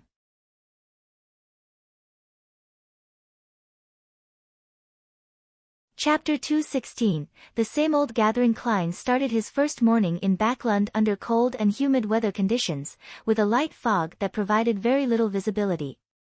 For breakfast, he had 1 liter worth of cheap tea, costing 1 penny, and 2 pieces of toast with inferior butter in the center. He was busy the entire morning, but he first went to the Sherwood Borough's Backlund Bulletin to post a tiny advertisement for a month at the cost of £30. From Tuesday, the Backlund Bulletin's loyal readers would see a tiny advertisement along the seams of its 7th and 8th page. Sherlock Moriarty. Good at various types of private investigations. Reasonable prices and strictly adheres to the principles of confidentiality. Resides at Sherwood Borough's 15 Minsk Street. The reason why Klein didn't choose major newspapers like the Tussock Times or the Backlund Daily Tribune, that had a readership all across the entirety of the Lone Kingdom, was due to the fact that his business was temporarily limited to Backlund.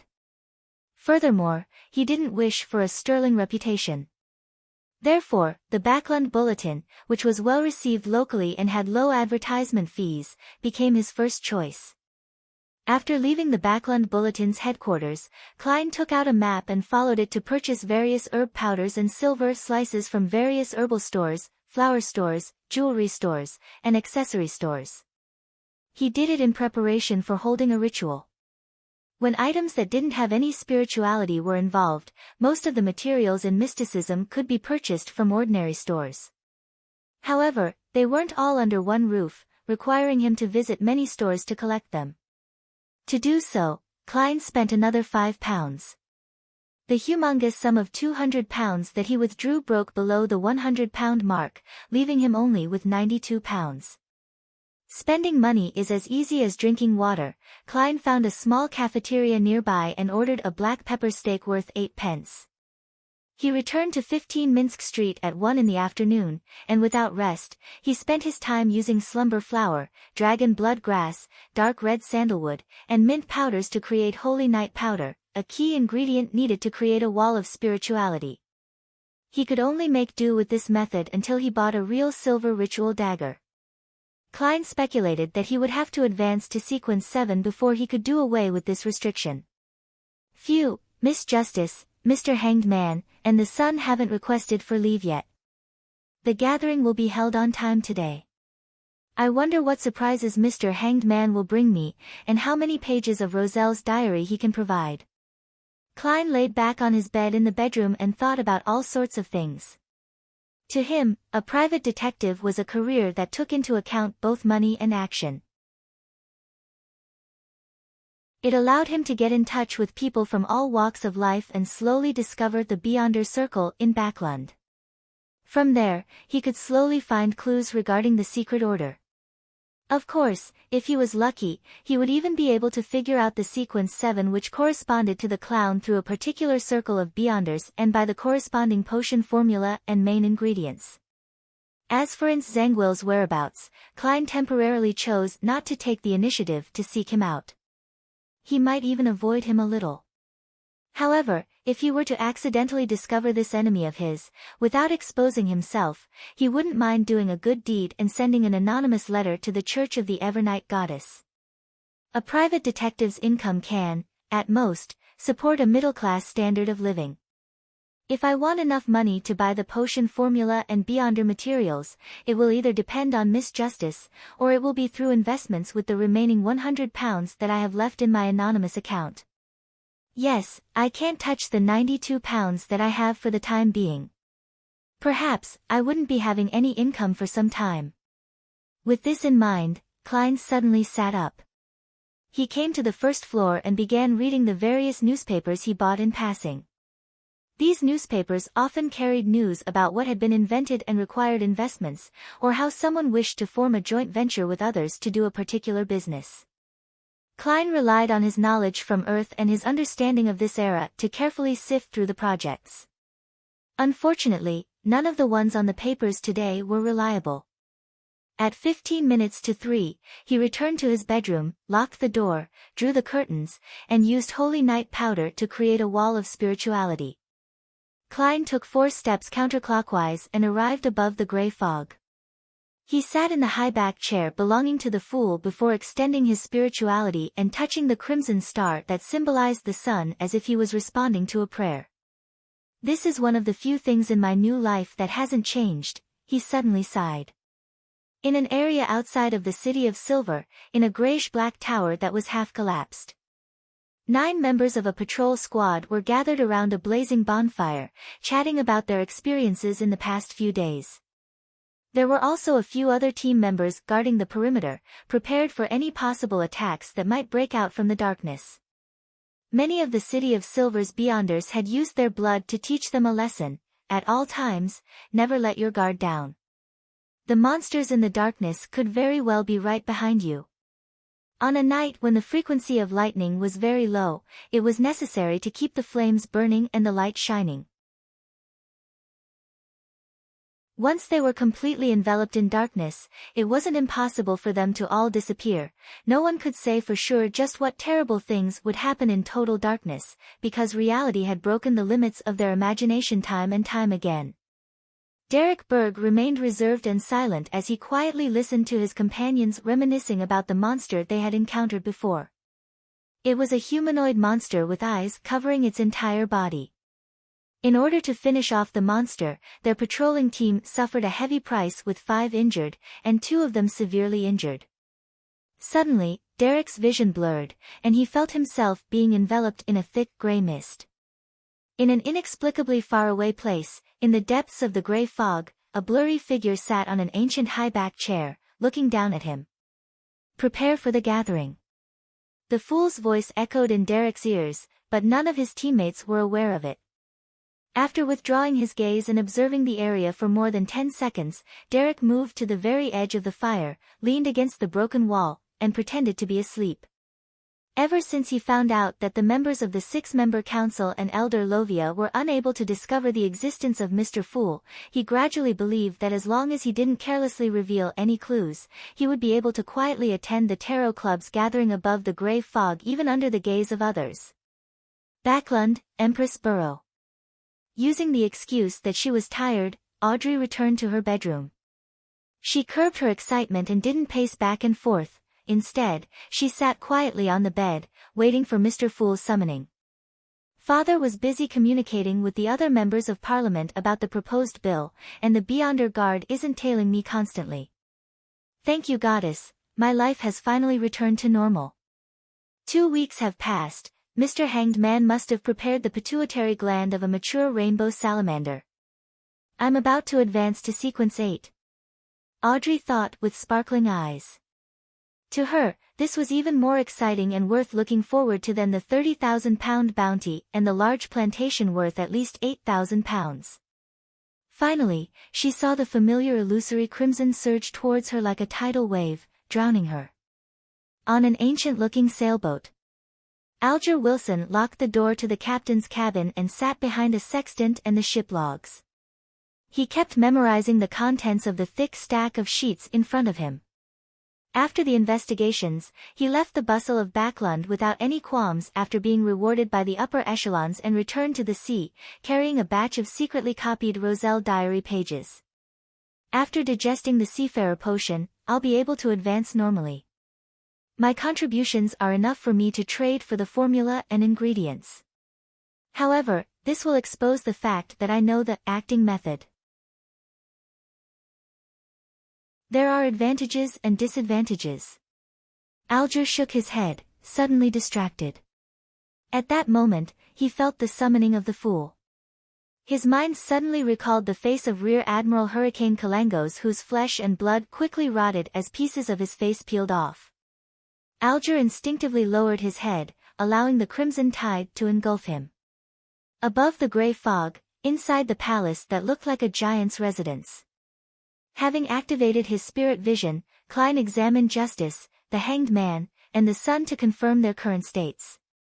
Audrey was about to happily greet everyone when she suddenly saw the Hanged Man gesturing to her before rushing to speak before her. Mr. Fool, I've obtained 19 pages of Roselle's diary this time. Here, I must thank you for sending your adorer to help me get rid of Kalangos.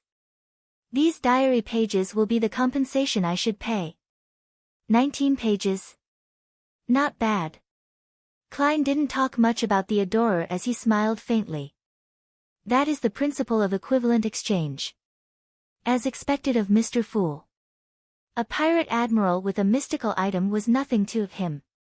From the looks of it, I don't have to mention my claiming of the bounty. I wonder how many high-sequence Beyonders Mr. Fool has as his adorers. Audrey had begun to use the word he, him, or his, to refer to the Fool without realizing it. Upon hearing the Fool's answer, Alger said humbly, the limit of my current memory is 6 pages. Please allow me to give them to you over separate occasions. No problem. Klein, who was surrounded by thick grey fog, nodded gently. The son Derek looked at the pages that appeared before the Hanged Man and was very curious about the contents of the diary. With his previous experiences, he believed that the items that Mr. Fool was interested in definitely contained many mysteries. He looked at Miss Justice, and when he saw that she didn't have the impulse to ask, he cautiously maintained his silence. Soon, the 6 pages of the diary were complete and came into Klein's hands. Audrey and the others began to wait quietly. They were already used to such things. Klein looked down and read the first page, December 16th. I managed to contact the pathetic fellow who's trapped in the storm and was lost in the darkness. Finally, there's a follow-up to one of the previous pages of the diary. Klein was delighted, and he became more focused. He called himself Mr. Dorr and tried to teach me a complicated and difficult ritual. He wanted me to help him return to the real world and promised to fulfill 3 of my requests. Does he think I'm stupid? I've lived for more than 60 years over my 2 lives. Does he think I can't tell that this is the usual manipulation done by evil gods and devils? But the history of the 4th epoch that he described was truly interesting.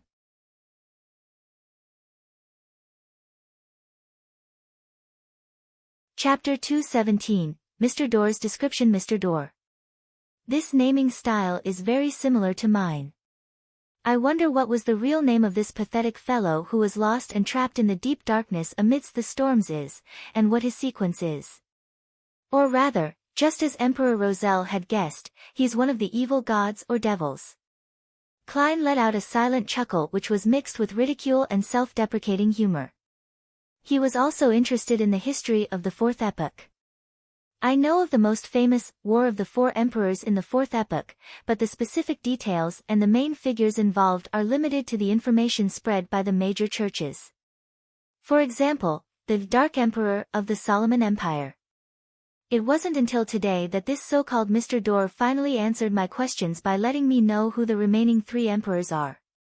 The half-insane Blood Emperor of the Tudor dynasty, the Night Emperor of the Trunsoist Empire, and the Emperor of the Underworld of the Southern Continent, also known as Death. According to Mr. Dorr's description, in this war that changed the situation of the entire world, the Dark Emperor, Blood Emperor and Night Emperor fell one after another. The Emperor of the Underworld reaped the greatest benefits. Having said that, Mr. Dorr added with profound significance that after over a century of digestion, Death went mad, but he also became stronger. Therefore, Death teamed up with the primordial Demonis and brought about a pale disaster for the northern continent. Of course, this isn't something he witnessed personally, but rather something that he hears when he comes close to the real world every month. Death went mad, but also became stronger. Even deities can go mad? What a horrifying sentence. However, this also confirms my guess.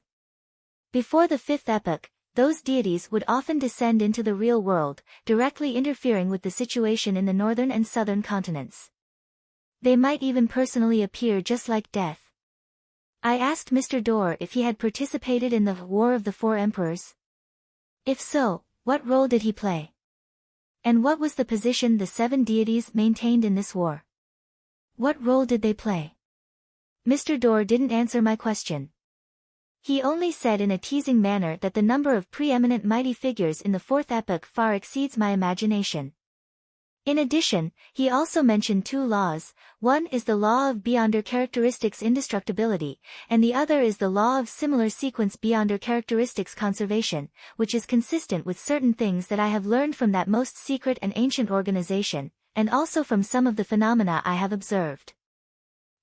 This can lead to many interesting conclusions, making many explanations take on other forms, making one's mind tremble in horror. For example, when there are too many high-sequence beyonders in the same sequence pathway, the low-sequence beyonders would reduce, and vice versa. The beyonder characteristics had been fixed at the source. It will not increase or decrease. Does this mean that there really is a God who created all the deities, an omnipotent and omniscient God, and everything originated from him? This was the longest Roselle diary that Klein had ever seen. It took up 2 full pages, and one could imagine that it originally came on a double-sided page. It only became 2 separate pages after repeated copying. That's a lot of information. Klein sighed silently. As a history student who had graduated normally, he had always believed that the Solomon Empire, the Tudor dynasty, and the Trunsoist Empire came one after the other in a line, with a certain degree of restoration before a new political outcome was established. To his surprise, the War of the Four Emperors described by Mr. Dorr clearly and unambiguously revealed one thing: all 3 empires had existed at the same time. If this were true, then it would really overturn most of the current research on the Fourth Epoch in the field of history. Klein suddenly thought of the original Klein, who was filled with interest towards archaeology and the history regarding the Fourth Epoch. Today, I've helped him achieve his wish. I wonder if Death had already become a true deity during the War of the Four Emperors. It's hard to determine according to Mr. Dorr's descriptions. I can only first assume that the Emperor of the Underworld, who had obtained benefits from the War of the Four Emperors, had broken through his limits and become a deity, but he also went mad as a result. To have a deity go mad was truly terrifying. Just thinking about the details makes one tremble from the bottom of their heart. It's no wonder that the knowledgeable Emperor Roselle would use the word horrifying to describe this matter. Could it be that the so-called evil gods were crazy orthodox deities? Would that mean that there might only be evil gods left in this world one day? Man, does this mean that the end of days cannot be stopped? Klein smiled to hide the growing solemnity of his emotions. He felt that the future he imagined was filled with a dark gray hue. At the same time, he raised his evaluation of the Dark Emperor, Blood Emperor, and Night Emperor, believing them to be the preeminent mighty figures who were close to being deities. Perhaps that means Sequence 1 is the peak existence of a single pathway. According to this logic, for Dark Emperor to live for centuries or over a millennium wouldn't be unacceptable. That would explain the original Klein's confusion. He had obtained contradictory findings from the content recorded in the Antigonus family's notebook with his own mentor's viewpoint. He believed that the Dark Emperor was the common name used by every emperor of the Solomon Empire. Perhaps, the Dark Emperor had always been the same Dark Emperor. Of course, other possibilities cannot be eliminated. For example, they could have been replaced 2 or 3 times, but is the name of that pathway Sequence 1, Dark Emperor? I wonder who Mr. Door is in the history of the 4th epoch. Emperor Roselle didn't go into detail when describing his erroneous experiments and accidental coincidences, making it impossible for me to even try to converse with that Mr. Door. The laws of Beyonder characteristics indestructibility and similar sequence Beyonder characteristics conservation shares the same description as the one used by the captain. Perhaps, the term he used came from Emperor Roselle. According to the 2 laws described by Mr. Gate, we can indeed deduce a lot of interesting speculations. For example, with there being so many holy artifacts and high-sequence Beyonders in the 7 churches, there shouldn't be many low-sequence Beyonders. But this contradicts reality, and the only reasonable explanation is an additional gift from the deities. For example, is the destruction of the nation of the Evernight due to the conservation of characteristics, that the mere possession of resources causes it to be in trouble? Or could it be said that their existence seriously weakens the potency of the Evernight pathway and threatens the position of the goddess? For example, theoretically speaking, certain sealed artifacts could also be used as the main ingredients for potion materials, or they can even be considered equivalent to potions. Of course, the prerequisite is to remove all latent dangers and madness. No wonder the documents that were unearthed called the 4th epoch, the epoch of the gods. So it turns out that in this epoch, there are many records of deities descending. Then what caused them to stop coming, to the point of there not being any revelations? If it wasn't for the fact that Beyonders receive responses from ritualistic magic, perhaps many of them would have doubted the existence of the deities. Many ideas came to Klein suddenly as he felt that he had delved deeper into the realm of mysticism in this Beyonder world. He flipped through the next 4 pages and was disappointed to realize that they were no longer related to Mr. Door. His ability as a clown allowed him to conceal his emotions well, and coupled with the gray fog's obstruction, even Audrey, who was secretly observing him, didn't notice anything amiss. He gathered his chaotic thoughts and started reading the 3rd page of the diary, September 10th. I've endured it for a long time, but I still can't help but complain a little. I must have had fucking shit for brains to chose the savant path, right? Of course, this has indeed allowed me to develop my greatest advantage, allowing the church to attach great importance to me. But the problem is that the first few sequences lack any Beyonder powers needed for combat. I can only make do by relying on mystical items and rely way too much on external items. For example, Sequence 9 Savant only has extraordinary abilities in memory, learning, and practical skills. For example, Sequence 8 Archaeologist gains a strong physique and corresponding ancient knowledge, and they can only barely apply some ritualistic magic. For example, Sequence 7 Appraiser, whose ability is to quickly identify mystical objects, allowing them to avoid hidden dangers to the greatest extent. For example, Sequence 6 Artisan, who can produce machinery wonder but not very powerful Beyonder objects. Apart from that, one's standard in ritualistic magic will be enhanced. It's no wonder its modern name is Machinery Specialist. Comparatively speaking, the Sequence 7 Warlock and Sequence 6 Scrolls Professor of the Mystery Prior pathway are sufficiently tempting. It would be great if only the Church has the complete sequence and that the Hidden Sage doesn't exist.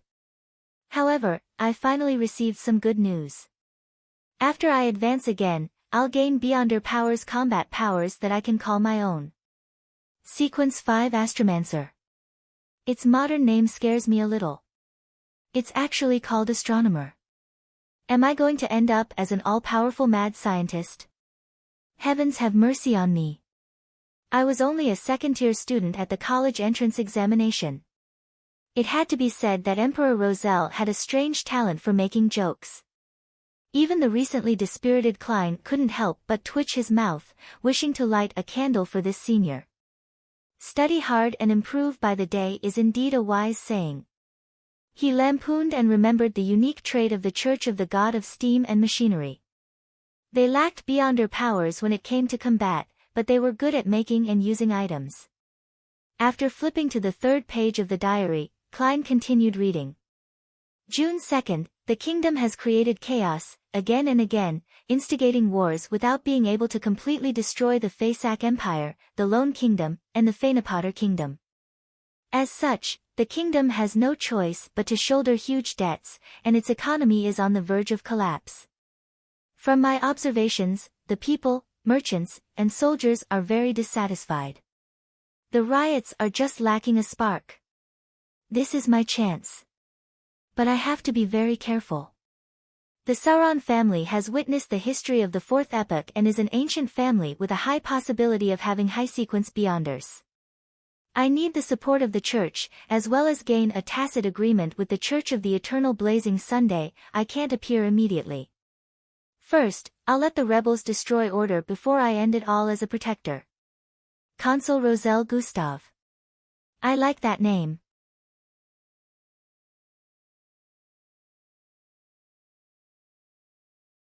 Chapter 218, Free General Knowledge, June 3rd. After discussing with Edwards and the others, I gave up on the idea of reaching a tacit understanding with the Church of the Eternal Blazing Sunday.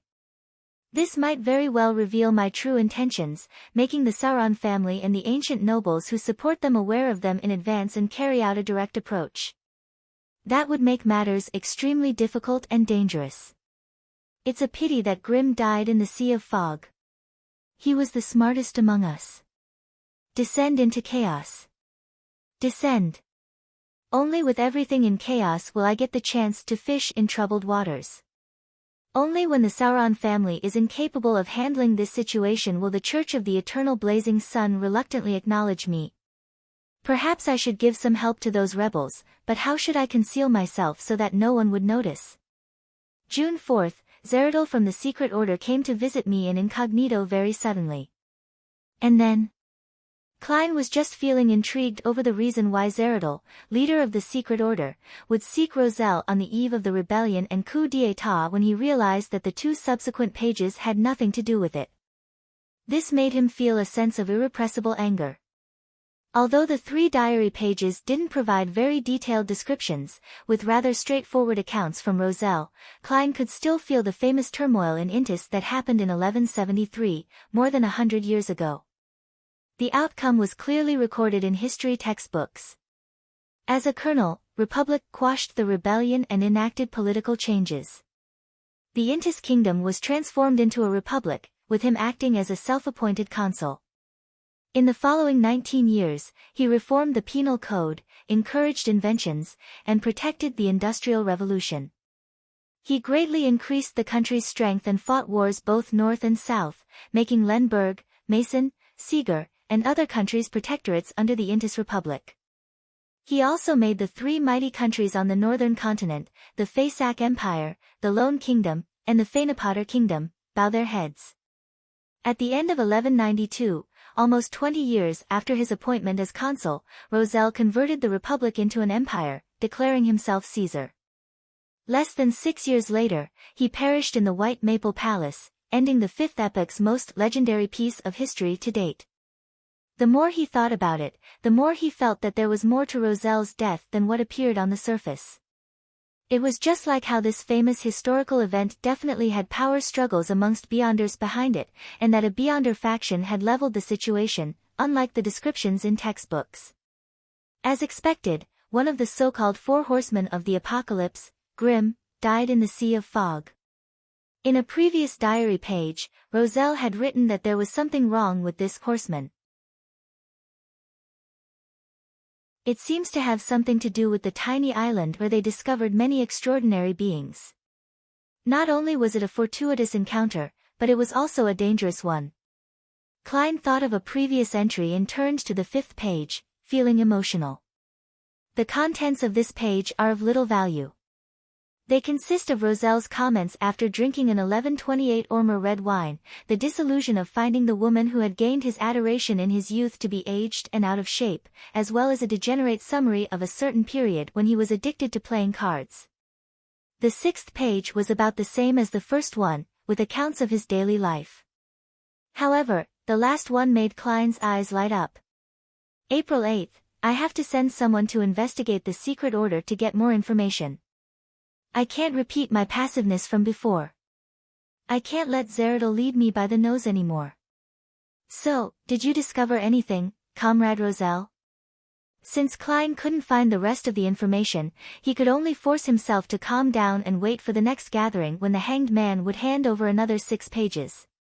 He knew that an investigation from over 100 years ago was unlikely to help him find any clues related to the Secret Order Association.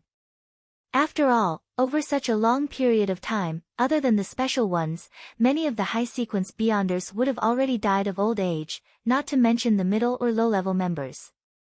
However, Klein believed that this would help him obtain inspiration and grasp the precise identity and activity patterns that the Secret Order often used. Putting down the 6 diary pages, Klein tapped his right index finger on the edge of the long bronze table, slowly moving his gaze from Miss Justice to the hanged man, and then to the sun. Right, in the diary just now, there was a line Emperor Roselle described, God who created all the deities, an omnipotent and omniscient God. This is very similar to the customs of the City of Silver. Where did he hear this from? Could it be from that most ancient and secret organization which controls the world from behind the scenes? This organization was established before the forsaken land of the gods was forsaken. Suddenly, Klein had a new idea. He said with a low and gentle smile, Roselle mentioned some hidden history in his diary, and mentioned some simple general knowledge. The latter reminded me of something that I don't recall informing you all. Audrey suddenly fell into a trance. She immediately turned her body around and looked at the very top of the ancient long table in pleasant surprise. Mr. Fool is taking the initiative to mention the contents of Roselle's diary. What would it say? She was so excited and thrilled that she completely forgot that she was a spectator. Compared to her, the hanged man, Alger, was much more composed. However, the subconscious straightening of his back heartlessly betrayed him. Only the son, Derek, had always believed that the items of interest to Mr. Fool contained many mysteries, but he didn't know anything about Emperor Roselle and didn't know what this name represented in the northern continent. Thus, he just found it difficult to hide his curiosity and didn't reveal any unusual behavior. Mr. Fool, did Emperor Roselle mention some general knowledge? I'm willing to pay for this information, Audrey couldn't help but say. However, I want it to be communicated to me privately. She added silently in her heart. Klein chuckled and said, there's no need. This is very simple general knowledge. After reading this part of the diary, as the summoner of the Tarot Club, I feel it's necessary to let all of you know this. Of course, I'm very certain that some of you are already aware of this. He was mainly referring to the sun.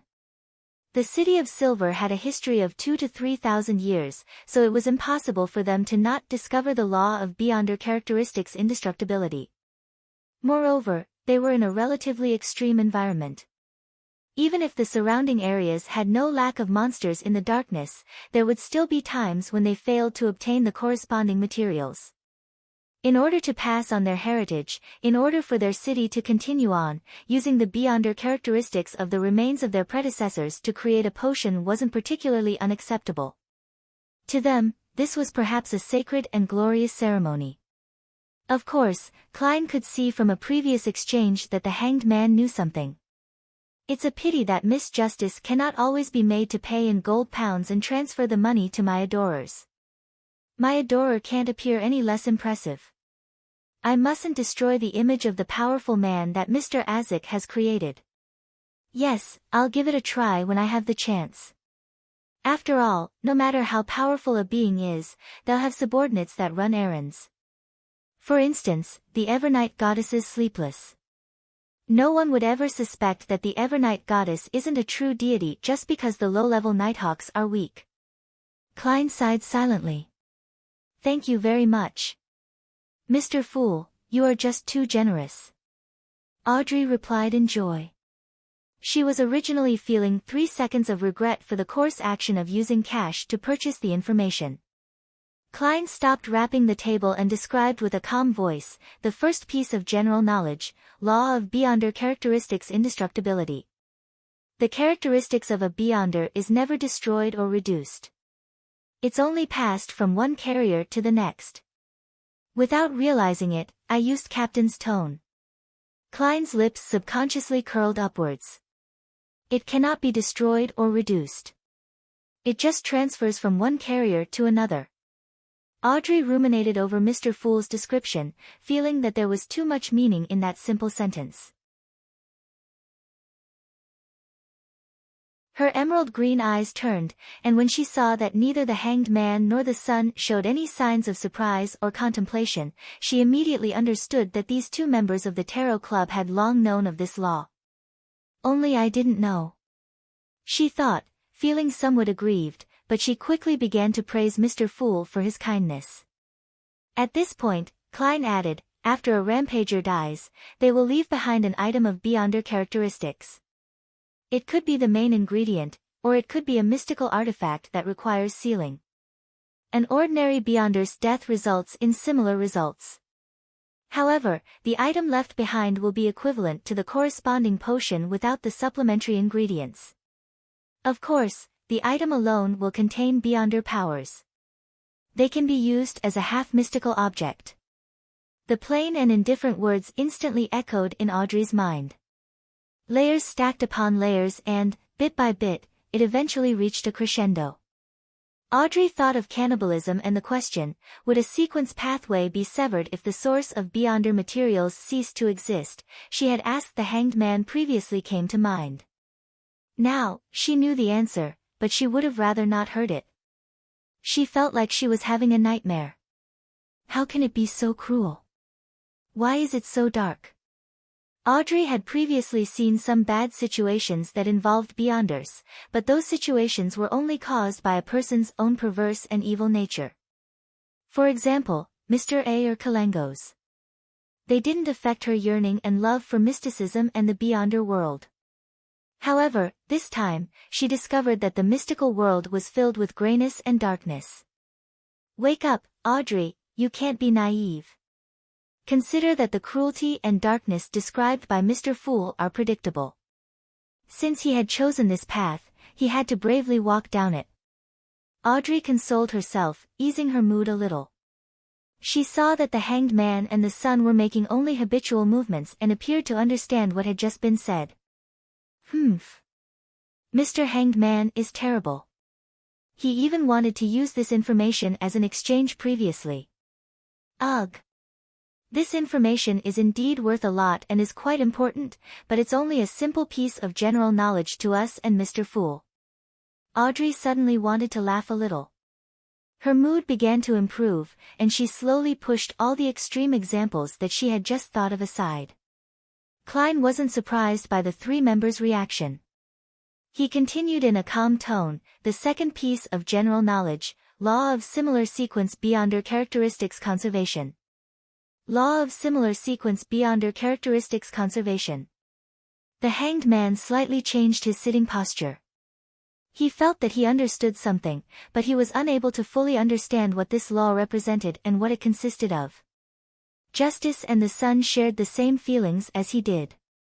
They were unable to directly understand the true meaning behind this law. Why similar sequence? Alger couldn't help asking.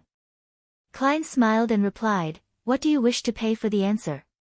One of the ideas he had was that general knowledge was free, but any explanation required a fee. This both matched his status and didn't waste the information. Free things cost the most.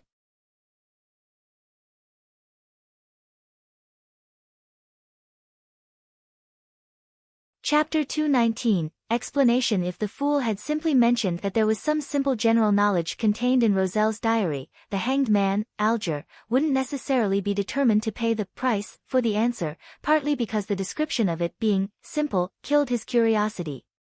Another aspect stemmed from his constant wariness against making trades with the fool, as it reminded him of the examples when deals were made with evil gods and devils. But now that he knew the so-called contents of simple general knowledge, his interest was piqued. Yet, he was unable to understand parts of the description, much less gain any actual or deep grasp of the concept. Therefore, he couldn't hold back his urges to ask in absolute reverence, "Mr. Fool, what kind of payment do you want?" "Yes, yes." Justice Audrey nodded her head nearly indiscernibly but very frequently, indicating that this was something she wanted to ask as well. Although the son Derek remained silent and didn't make any additional body gestures, the look he gave to the fool explained everything. Klein, who was waiting for such a response, smiled and said, "Information regarding the secret order." The secret order, the hanged man Alger muttered to himself. He wasn't unfamiliar with this term. He had once received payment for explaining to Miss Justice about many secret organizations, including the secret order. Audrey and Derek both frowned subconsciously. The former's only understanding of the secret order was limited to what the hanged man had described. And the latter had never even heard of such an organization.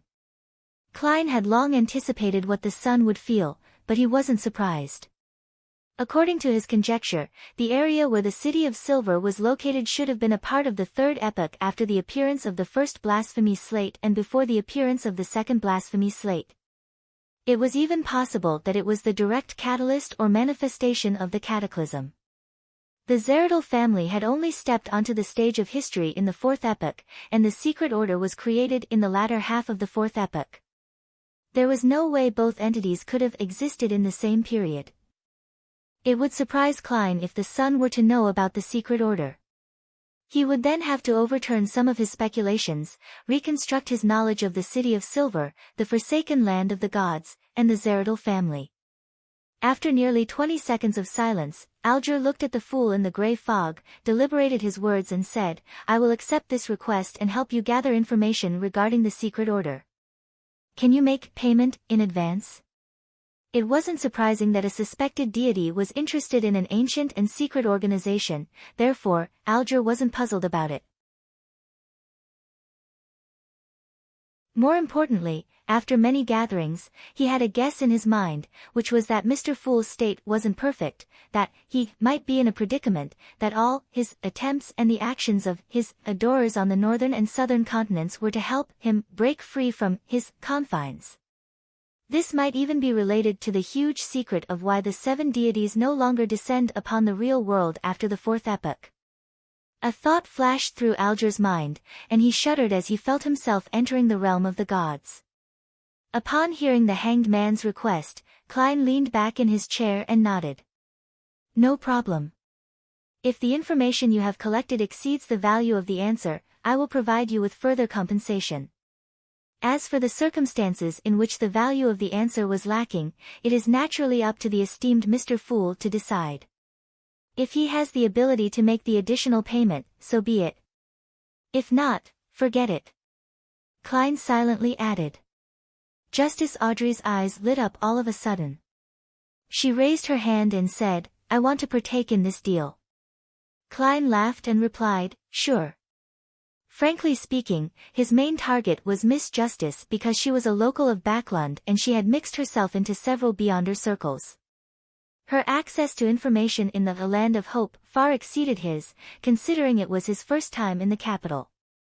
She was also more informed than the hanged man who was out at sea most of the time. According to the earlier revelation he received from his divination, Klein believed that the clues related to the secret order would appear in Backlund and not anywhere else. The son Derek listened quietly and after some thought, said, "I'm willing to use the payment I reserved and exchange it for the answer." In the previous three-way deal, he had traded the Sequence 8 telepathist formula for Sequence 9 Bard. Klein had promised to compensate him, and his choice at the time had been to save it up and prepare for the subsequent potion formulas and main ingredients. Klein nodded his head and gave an explanation that he had long prepared. The so-called similar sequence refers to how high sequence beyonders are exchangeable with other pathways. Let me give an example.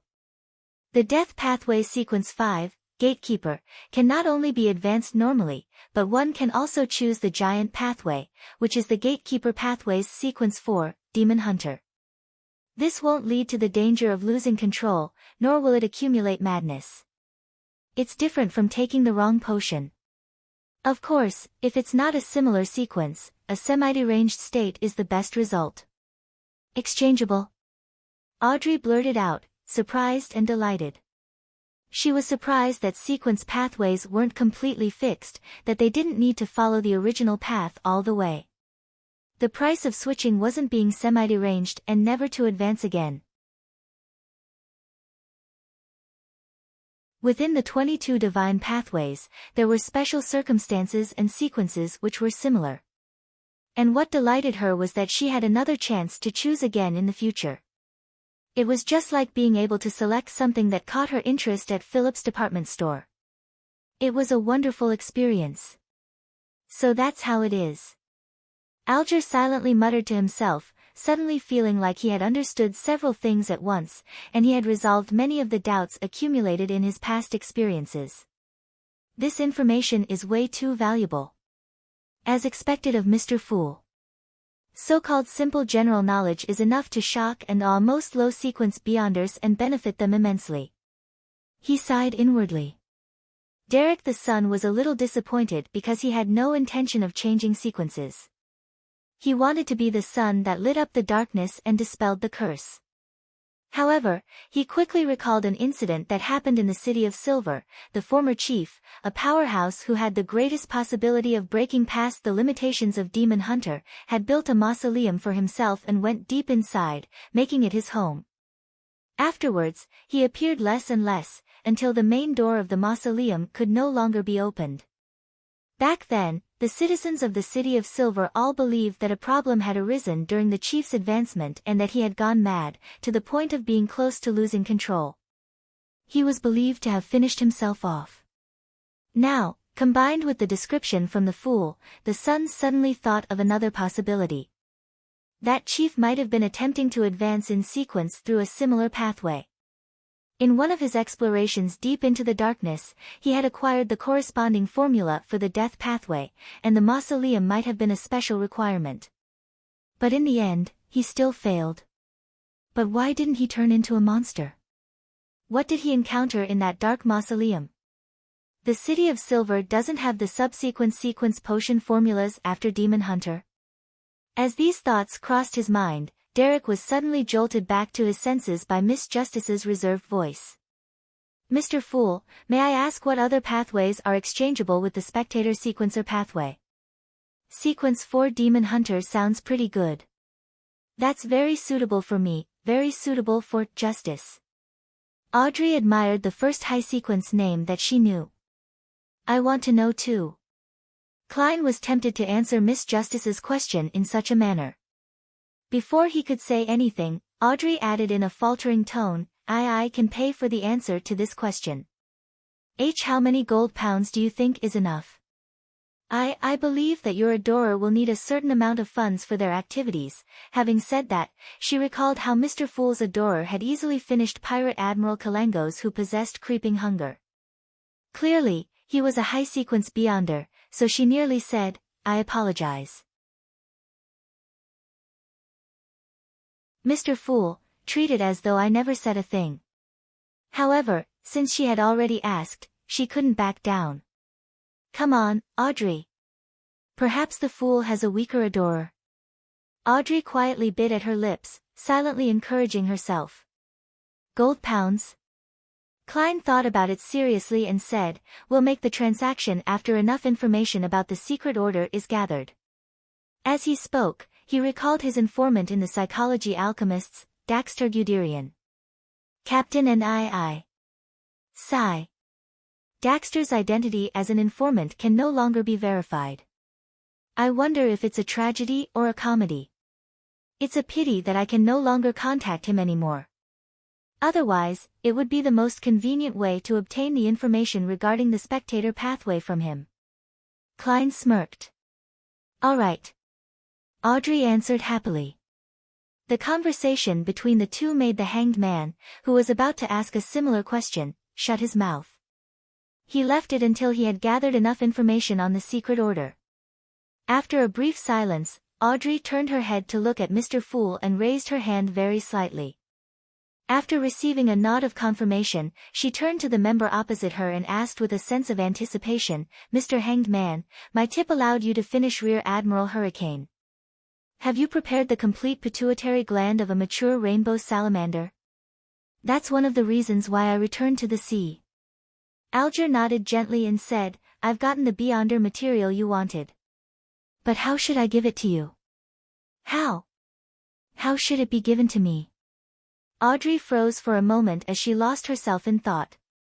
It's impossible to just give my address. Nor can I go through Zio and Furs. That will reveal the fact that I'm a Beyonder. It's not impossible. Emperor Roselle once said that when we should choose the lesser of two evils.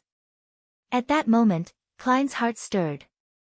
He lightly tapped the edge of the long table and smiled. Miss, sir, are you willing to cooperate with me in making an attempt regarding this matter?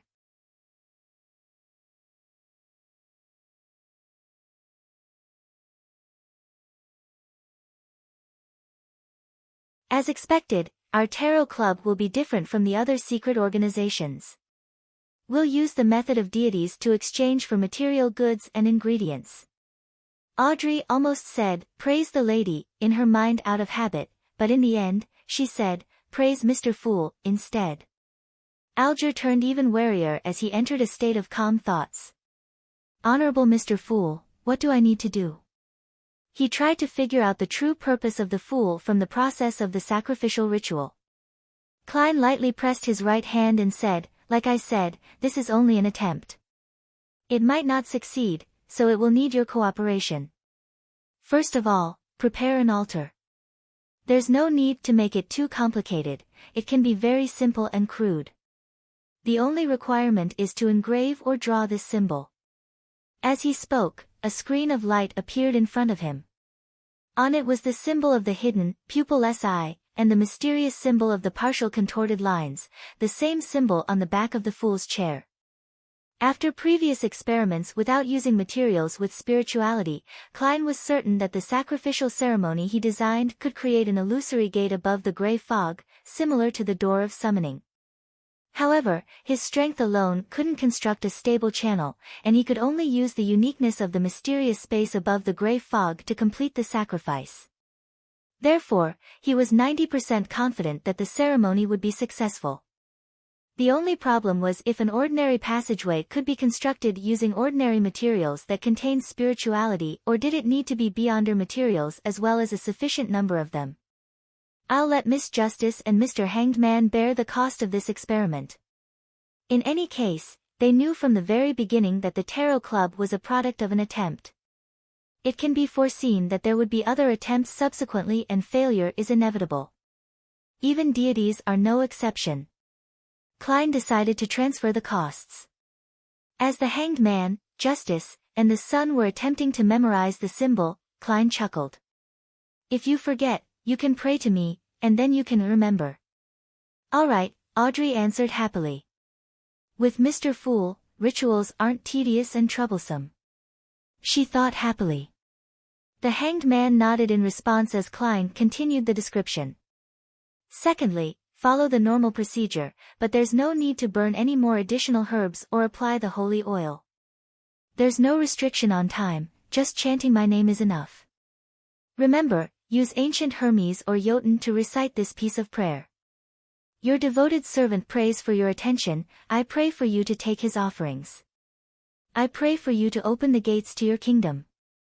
After you finish chanting, combine the materials that contain spirituality with the natural power created by the incantation, and await my response. If you don't succeed in this step, change from materials containing spirituality to Beyonder materials, and try again from the beginning. After listening quietly to the procedure, Alger felt that his previous guess was very likely to be the truth. The fool was in a predicament.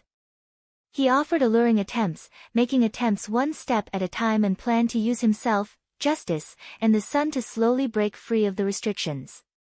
In the end, he might even descend into the real world. This was also the true reason why he had initially pulled people into this mysterious space, agreeing to the establishment of the Tarot Club. Even without this previous speculation, Alger believed that he would have come to the same conclusion after hearing of the experimental procedures required after the sacrificial ritual and comparing it with the fool's previous attempts. The only thing that stumped him was the possession of a powerful adorer, therefore, there was no need for him to use himself, Justice, and the sun. His adorer could make similar attempts. There must be secrets I don't know about yet. The attempts need to be sufficiently secretive. And perhaps his adorer is being watched by certain existences? Alger began connecting the dots. After Klein finished describing the ritual, he asked in a low but gentle voice, "The sacrificial ritual needs a specific time. Mr. Hanged Man, when do you plan on making the attempt?" This was different from responding to a request which could have a delayed response. The stable passage created by the sacrificial ritual could only exist for a very short period of time, so Klein had to wait above the gray fog ahead of time. The rainbow salamander's pituitary gland is the only beyonder material I have with me for the time being. As for materials with spirituality, I do have quite a lot. Mr. Fool, once the gathering ends, I'll immediately attempt the first scenario. If it fails, I'll seek out other beyonder materials. Once I obtain anything, I'll inform you by praying to confirm a time, Alger said as he couldn't help but turn his gaze towards Miss Justice. As a spectator, Audrey instantly understood what he meant. She answered without the slightest hesitation, "If any additional beyonder materials are required, I'll compensate you afterward." "Well, I can't guarantee the specific type of material you would want." As expected of the wealthy Miss Justice. The fool, Klein, couldn't help but sigh before chuckling. "We have come to an agreement." He looked at Justice and said after some thought, "Once Mr. Hanged Man's attempt succeeds, I'll inform you of the bestowment ceremony." "All right." Audrey was entirely confident with Mr. Fool's abilities. After answering the question, a sudden thought struck her as she realized that the exchange of money could also be done through this method. Of course, this was only if the attempt was a success. I wonder if items without any spirituality would work or not. I'll ask Mr. Fool again after the attempt is successful. Audrey's lips curled as she thought of the beautiful future. With the sacrifice and bestowment topic coming to an end, she deliberated for a few seconds before saying, "Mr. Fool, I've found two ladies suitable for our tarot club. They're both beyonders and have their own circle and resources in Backlund. They're also able to keep a secret and have decent personalities. Are you willing to let them join the gathering? Does Justice want to strengthen her faction within the tarot club?" This was the most instinctual thought that Alger had. Derek was very interested in this matter as he looked sideways at Mr. Fool, waiting for his answer in anticipation. Klein appeared to be in a bit of a dilemma. Previously, he had imagined that the members of the Tarot Club wouldn't know each other, and they would then develop their own subordinates, forming a relatively tight and secretive organization. This way, even if a certain member was exposed, captured, or had their spirit channeled, it wouldn't have much of an impact on the Tarot Club. But Miss Justice's description just happened to hit his weak spot. He was hoping to find clues regarding the secret order and Lenivus by acquainting himself with beyonders with different circles and resources in Backlund. If it's done through Justice, the person involved would eventually hold back. However, I'm not sure if it's possible to pull them up above the gray fog simply by reciting my name. In order to maintain his image, Klein didn't think too much and instead procrastinated on it. He said calmly, "It will require a certain amount of examination. Miss Justice, use a clandestine method that wouldn't expose yourself to let them know of my name to garner interest in them." When Audrey saw that her proposal was about to be accepted, she immediately responded in excitement, "Yes, Mr. Fool." After a few more exchanges, the gathering came to an end. The sun, the hanged man, and justice returned, while Klein remained in the grey fog, waiting for the sacrifice.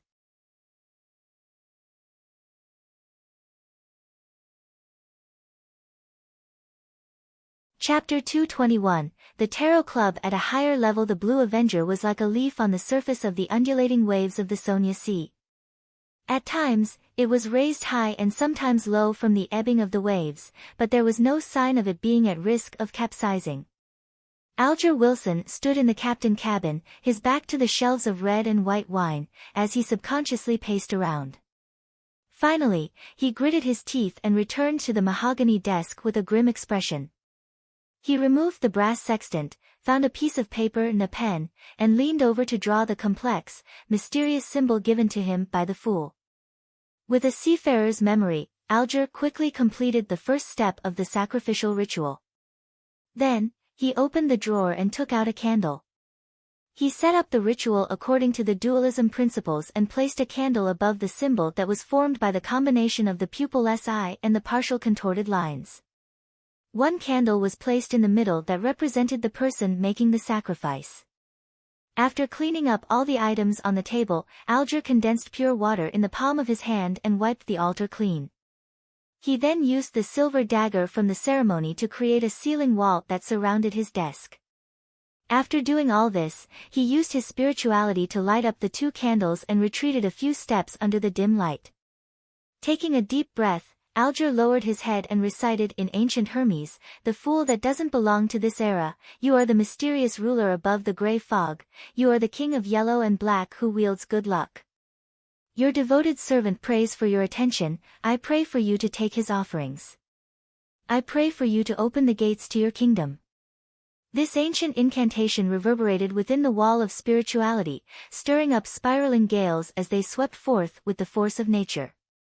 It was the oldest sacrificial language created by human beyonders, and it contained many mysteries itself.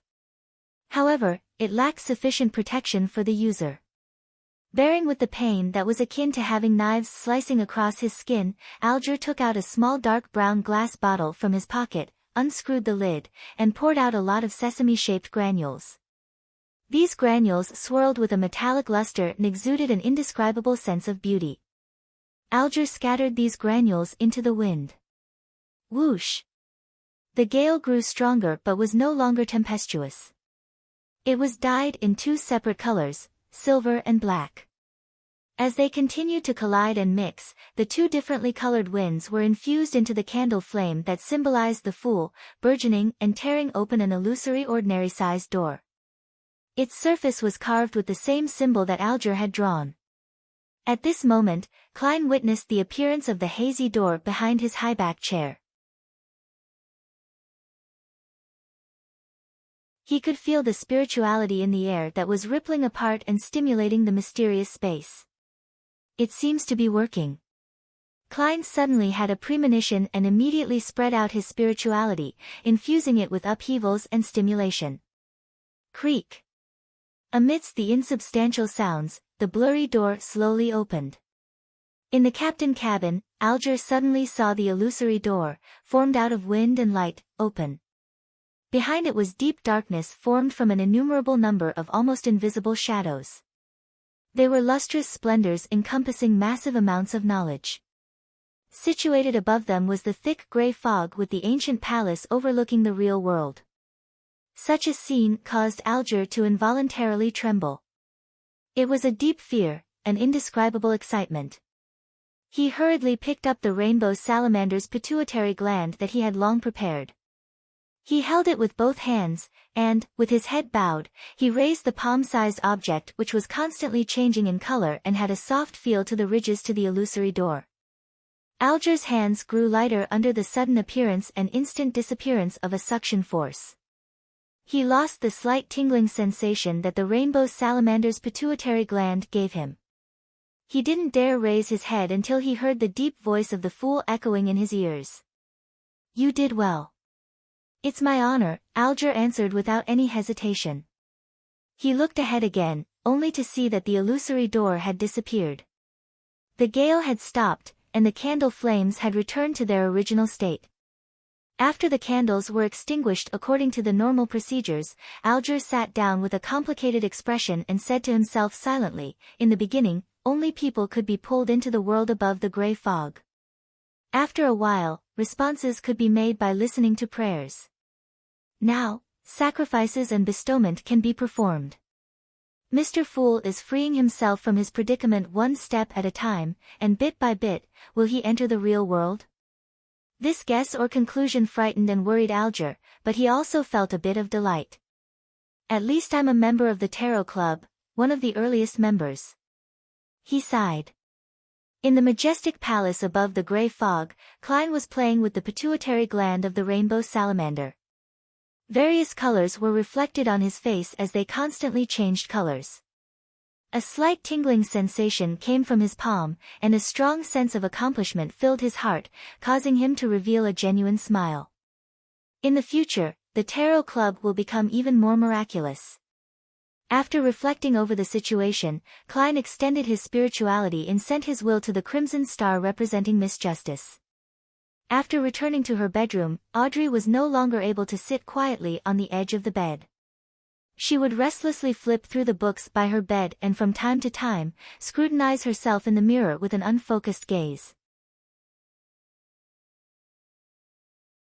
She was looking forward to the completion of the Hanged Man's sacrificial ritual, but she was also afraid that the result would be a failure. Emperor Roselle had said that one must remain calm and collected when important matters arise. Audrey, come on, take a deep breath. Or perhaps I should go tease the dog. However, Susie can talk and think, so she's an entity with her own dignity. I can't just casually tease her. Audrey's mind wandered, her hand unconsciously wringing an ornate doll dressed in splendid clothing. After an unknown period of time, a thick gray fog suddenly appeared before her eyes, and in the depths of the fog, there was a lofty chair. Sitting there, the fool said with a smile, Miss Justice, the attempt was successful. Have you prepared the materials that contain spirituality? That's great. As expected of Mr. Fool. Audrey forgot the Hanged Man's role in this matter. She held back her excitement and said, Yes, I always have such materials with me. Audrey had been the same even before she joined the Tarot Club, but back then, she didn't know which materials could be considered to contain spirituality. She had merely moved them from the family treasury in accordance with the various essential oil formulas she had gathered. Klein nodded slightly and said, When do you plan on holding the ritual? This is based on the premise that there are no beyonders around you. Does a beyonder dog count? Audrey looked at the tightly shut door, feeling a small tug at her conscience. I can do it now. Klein tersely acknowledged. The ritual's process is the same as I described previously. All you need to do is change the prayer to, Your devoted servant prays for your attention, I pray for you to open the gates to your kingdom. I pray for you to give me strength. In addition to this, use the dualism method. Audrey thought it over, fighting the urge to nod, and she began preparing for the ritual. When the illusory door opened, and a scene even more illusory than the starry sky appeared, Audrey felt intoxicated in both body and mind. This is the mysterious world I've always been pursuing. This is the kind of feeling I've always wanted. She praised Mr. Fool wholeheartedly. It's faith towards the goddess, but for the fool, it's worship. Audrey silently explained herself in her mind.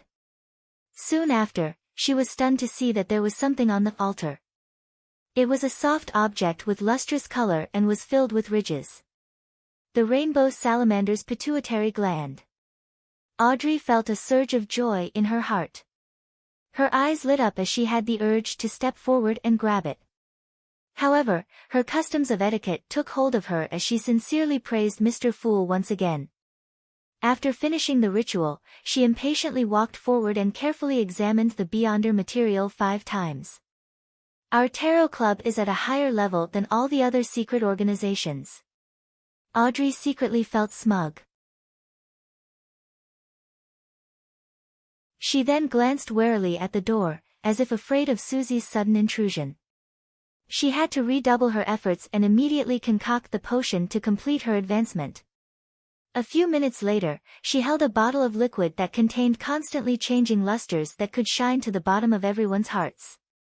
She confidently drank the telepathist potion and successfully tied through the integration stage with the Beyonder characteristics, achieving an advancement.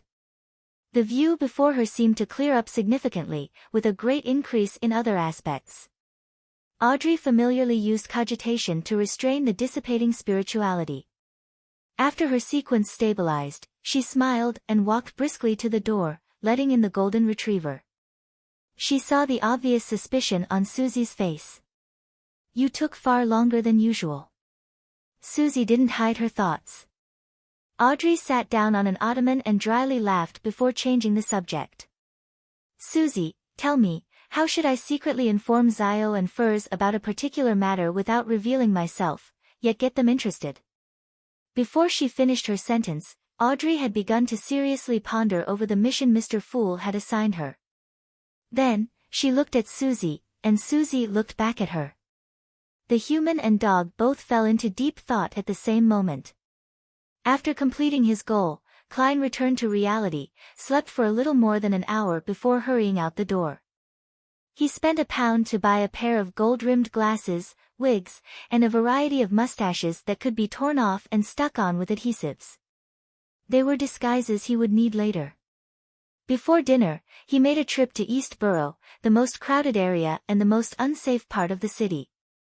He rented a one-bedroom house at the rent of 4 soldi, 3 pence a week. He paid 2 weeks' rent and a deposit, coming up to a total of 17 solis. Only then did Klein complete all his early preparations. East Borough also left a deep impression on him. Most of the streets here were the same as Tingin's Lower Street, but the area that shared the traits was many times larger. The clothes of the residents here were old but decent. Many of them were dressed in shabby clothes with sallow skin and thin frames. It was as though they would turn into beasts at any moment due to their hunger or poverty. Therefore, gangs ran rampant in East Borough. When he got back to Sherwood Borough, Klein felt as if he had entered heaven from hell. For the next 2 days, he experimented with using his spirituality to perform the rituals and create charms. He no longer prayed to the goddess and waited for the effects of his tiny advertisements to bear fruit.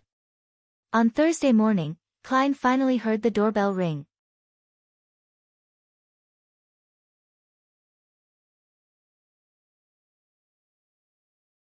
Chapter 222, The First Job Ding. Dong.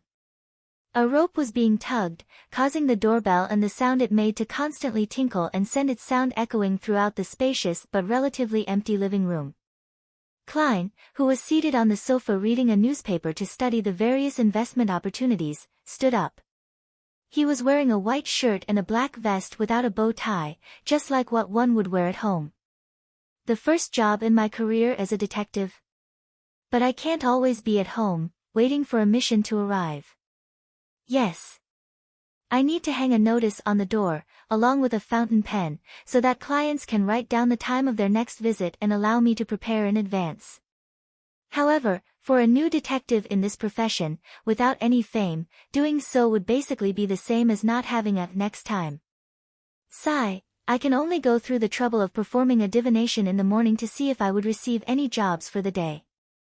And if so, what time so as to make plans. Of course, it's also possible that I would miss out on missions from powerful Beyonders. Well, so be it, it might be a good thing after all. He walked to the door, and without looking through the peephole, the image of the visitors outside appeared in his mind. One of them was an old lady in a black plush hat. Her back was slightly hunched, and her face was deeply wrinkled. Her skin was shriveled and sallow, but her dark dress was very formal and neat. Her temples were completely white, but her blue eyes were quite lively. She was looking at the young man beside her, gesturing for him to pull the doorbell again. The young man was in his 20s, with eyes similar to those of the old lady's. In the progressively cold weather, he wore a black double-breasted coat, a half-top hat, and a bow tie like he was about to attend a banquet. It was as if he wouldn't relax his demands of himself at any moment. With the help of a clown's premonition, Klein turned the handle, opened the door, and greeted his visitors with a smile before the bell could ring again. "Good morning, madam, sir. What a wonderful day it is, at least up to this point, for I have already seen the sun for 5 minutes." He spoke of the weather in a slightly exaggerated manner, small talk that had been popular in Backlund for more than a century. "Yes, it's always shy and doesn't come out from behind the fog and the dark clouds." The old lady nodded in agreement. By her side, the lad asked, "Are you Detective Sherlock Moriarty?" "Yes, and what may I help you with?" "I'm sorry, please come in. Let's sit down and talk." Klein turned his body to the side, making way for his guests as he pointed to the guest area. "No, there's no need. I don't want to waste any time. My poor Brody is still waiting for me to save it," the old lady said with a rather sharp voice. "It?" Klein noticed the most important pronoun and suddenly had a bad feeling. The very formally dressed young man nodded and said, "Brody is a cat owned by my grandmother, Madame Doris. He went missing last night, and I hope you can help us find him. We live at the end of this street, and I'm willing to pay you 5 soldi for it. Of course, if you can prove that you've spent more time and effort than that, I'll make it up to you. Find a cat. The reason why you're entrusting me with this job is simply because of the convenience stemming from how we live on the same street." Klein felt that this wasn't the detective career that he had imagined. "It makes me look like a clown. Well, I can't turn down my first business deal. This is a seer's point of view." He pondered for a few seconds and asked, "Can you describe it in detail?" Granny Doris spoke out before the young man could open his mouth. "Brody is a lovely, lively black cat. It's very healthy, has beautiful green eyes, and loves to eat cooked chicken breast. Goddess, last night, he ran off just like that. No, it must have gotten lost. I've placed lots of chicken breast in its bowl, but it refuses to return to take a look." Klein's lips curved up and said, "I'm very satisfied with your description, Mrs. Doris. I accept this request. All right, let's go to your home now. I need to search for clues and find traces. You should be clear that the basis of my reasoning lies in the details." Mrs. Doris didn't consult her grandson as she nodded and said, "You're the most proactive detective I've ever seen. It's a deal." Klein put on his coat and hat, picked up his cane, and followed Madame Doris and her grandson out onto the street. Unlike Tingen, roads in many parts of Backlund had been rebuilt with cement or asphalt. Even during a downpour, the roads were less muddy. While the old lady was leading the way, his grandson came close to Klein and said in a low voice, "I hope you'll do your best to find Brody. It's been one of the pillars of my grandmother's life ever since my grandfather and parents passed away. After Brody went missing, something went wrong with my grandmother's mind, so much so that she's started hearing things. She keeps telling me that she hears poor Brody mewing miserably." Klein immediately nodded and said, "I'll do my best." "Right, I still haven't gotten your name." Jürgen Cooper, a senior solicitor," the young man replied. Soon, they reached 58 Minsk Street and entered the dark house. "This is Brody's bowl. This is his favorite box. He always sleeps here." Doris's wrinkled face was filled with worry and expectation. Klein squatted down and found several strands of black cat fur in the box. He straightened up and gripped his silver-inlaid cane with the hand that held the cat's fur. Klein's gaze turned deep as he pretended to observe his surroundings as he silently recited a divination sentence. His hand secretly slipped from the end of the cane but didn't leave it completely. It just made it difficult for Jürgen or Doris to notice that the cane was standing on its own. Soon after, the black silver-inlaid cane tilted to the side. It fell very slowly, with very little movement. Klein gripped the cane again, looked in that direction, and observed it for more than 10 seconds. Then, he strode over to an old cupboard. Any signs of Brody running away? Jurgen asked with concern. The old lady, Doris, was also waiting for an answer. Without answering, Klein kneeled and pulled open the door at the bottom of the cupboard. Meow. A black cat darted out, tail high, and ran for its bowl. Brody. When did you get into the cupboard? How did you get locked in there? Mrs. Doris cried, surprised and confused. Jurgen turned his head in surprise and looked at Klein. How did you know it was in the cupboard? Klein smiled, and replied in a deep voice, Inference, my good man. After obtaining the 5 soldi reward from Mrs. Doris and Jurgen, as well as their friendship, Klein returned to 15 Minsk Street under the gloomy weather. Before he even got close, he saw a figure loitering in front of his door. More business. When Klein looked over, he saw that the visitor was a boy of 15 or 16, dressed in an old coat and a round hat that didn't fit his age. It's him. Klein immediately recognized him as the boy he had met on the steam train the day he had arrived in Backlund. Back then, he was being pursued, but his maturity and calmness at the time had left quite a deep impression on Klein. What would he want to entrust me with? As he wondered, Klein walked over and smiled. Excuse me, are you looking for me? The teenage boy was startled as he quickly turned around, his bright red eyes filled with unconcealable fear. He composed himself and asked hesitantly, Are you Detective Sherlock Moriarty? Yes. Klein looked around and said, Let's talk inside. All right. The teenage boy didn't refuse. Inside, Klein didn't take off his coat, but he did take off his hat and put his cane away. He led the teenage boy to the guest area, pointed at the long sofa and said, Please, have a seat. How might I address you? What job do you have for me? You can call me Ian. The teenage boy surveyed his surroundings and fell silent for a few seconds. I was previously hired by another detective, Mr. Zreal Victor Lee, who helped me gather some news and information. Klein sat down, clasped his hands, and said, Does the job have anything to do with your former employer? Yes, Ian nodded solemnly. A few days ago I suddenly found myself being followed by someone with ill intentions, therefore, I thought of a way to lose their tail. Ah. I believe you saw this scene yourself, Mr. Moriarty. I recognized you as the man who was sizing me up on the metro that day as soon as I saw you. This level of observational skills isn't any worse than a spectator's. Could it be that he was born with a special ability? Or is he a beyonder? Klein activated his spirit vision and looked at Ian, but he didn't find anything strange. He nodded and calmly replied, Your response left an impression on me. Ian didn't harp on the topic and continued, I suspect that my encounter has something to do with Mr. Zreal, so I went to visit him at his place. I found the place seemingly normal, but there were many hints that indicated that someone had infiltrated and triggered all the tiny mechanisms. I haven't seen Mr. Zreal since that day. I suspect that something has happened to him. I tried to call the police, but his disappearance period has yet to reach the required number of days to make the request. I tried to get help from other detectives that I knew, but all of them turned me down, on the grounds that they had just met Mr. Zreal at a fellow detective's party.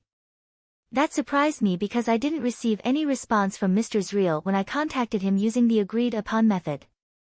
I still stood by my judgment and intended to ask for the help of a detective whom Mr. Zreal doesn't know. Well, as such, that meant it would be someone I don't know either. I had no idea who to look for as well. Therefore, I could only search through the newspapers and ended up finding you, Mr. Sherlock Moriarty.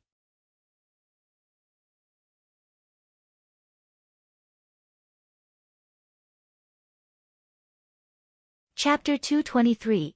3 Matters Klein asked after listening carefully, So you suspect that the Zreal whom the detective saw was someone in disguise? Holding his brown round hat, Ian replied as if he had already thought about it, It's a possibility, but I think it's too difficult due to the huge risks involved. The party was at night, and it's true that the lights weren't very bright, but most of the people attending are detectives with keen observational skills. Just a wig, beard, or cosmetics can hardly hide from their eyes. Perhaps some beyonder powers can do it. Just like how creeping hunger enables such an ability. There was a little trap in Klein's question. He wished to determine from the teenage boy's answer, the expression on his face, and his body language to determine if he had ever come into contact with beyonders, or if he knew things about mysticism. The initial answer was no. When Ian saw Detective Moriarty nodding slightly in agreement with his reasoning, he continued, I believe that the detectives saw Mr. Zreal, but he wasn't free. He was in a controlled state in which he couldn't send out distress signals. The reason why he wasn't responding to my attempts to liaison with him is to probably signal to me that he needs help. A reasonable explanation. Klein released his clasped hands and sat back a little, making himself look more relaxed and confident. Ian fell silent for about 10 seconds before he said seriously, I'd like to entrust you with the task of investigating Mr. Zreal and determine his current condition. All I need is confirmation. Considering that Ian was a semi-professional who had gathered intelligence and information for a detective, Klein had the intention to make his acquaintance. He smiled and said, Then how much are you going to pay? You should be well aware that this may be very dangerous. Ian looked down at the pocket of his old coat and said after some deliberation, There are two ways. The first, I can directly give you a payment that's enough to satisfy you. Afterward, regardless of whether the mission is simple or difficult, that will be all unless you suffer a relatively serious injury. Secondly, I could pay you £5 in advance, and when you finish the job, you can add on to the bill depending on the difficulty of the matter. But it's easy to cause a dispute, even if there's a contract. Klein pretended to be in thought and after almost 30 seconds, he said in a low voice, Why don't we do it this way? You can pay me £5 in advance and help me with 3 things after the mission is completed. Don't worry, they won't be anything difficult. They will be within your capabilities, and it won't make you feel too uncomfortable. This can be agreed upon in the contract. Ian knitted his brows before standing up. He leaned forward and stretched out his right hand. All right. Klein shook hands with him, pulled out a standard contract that he had prepared, picked up a round fountain pen, added all the details he had discussed, and stamped it with his fingerprint. After signing the contract, he gave the teenage boy, Ian, a stack of white paper and watched him write Detective Zreal's relevant information. After a while, he browsed through the information and casually asked, How can I contact you if there's an emergency, or if I've confirmed Zreal's condition? Ian pursed his lips and remained silent for quite a while. Only when Klein looked over did he reply in a somewhat stiff manner, You don't need to contact me. I will appear at the right time. Without another word, he took out a thick stack of cash from the pocket of his old coat. They seemed to be stacked up in a very neat order, from high face value to low face value. Ian pulled out 3 £1 notes from the bottom, counted 6 5-soldi notes, and finally 10 1-soldi notes. When Klein saw that Ian had neatly arranged the notes, with even the portraits of the former kings facing up without a single mistake, Klein suddenly felt a bit frustrated. This is some late-stage obsessive-compulsive disorder. He silently exhaled and received the payment from Ian.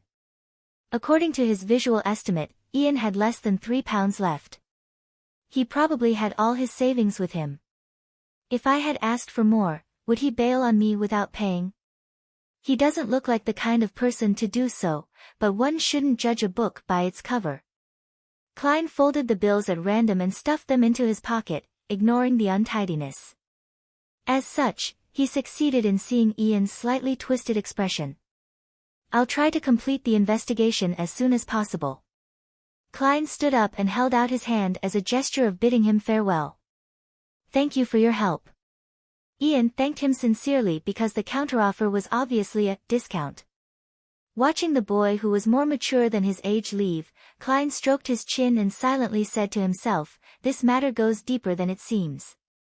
Ian didn't mention anything about Zreal's recent investigations or what information he had been instructed to gather. Forget it. I'll handle as much as the money is worth. All I need to do is confirm Zreal's current condition. He turned around and walked back into the living room. While doing so, he fished a quarter pence out of his trouser pocket. Ping! As the copper coin tumbled in the air, Klein's eyes turned dark as he muttered if there were any beyonder elements in the case he was handling. Then, he opened his right hand and tried to catch the copper penny. Clang! The coin slipped from his fingertips and fell to the ground, rolling away. This result meant that the divination had failed. From the looks of it, Ian has withheld more things than I thought. The information is so lacking that I can't even obtain a vague divination result. He pursed his lips, took a few steps forward, and bent down to pick up the coin.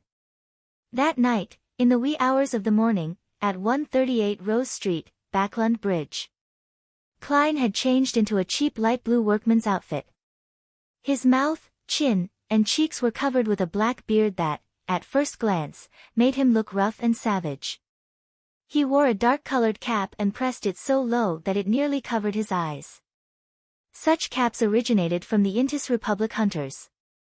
There were certain differences from the traditional deer hunting caps the Lone Kingdom hunters wore. However, such caps had become popular among the lower-class populace of Backlund. Hiding in the shadows of an Intis parasol tree by the side of the road, Klein studied the house across the street with the aid of the elegant gas lamps. It was Zreal's home. The detective was from Southville. His parents, relatives, and friends were all there, and he had come to Backlund alone where he slowly forged a name for himself.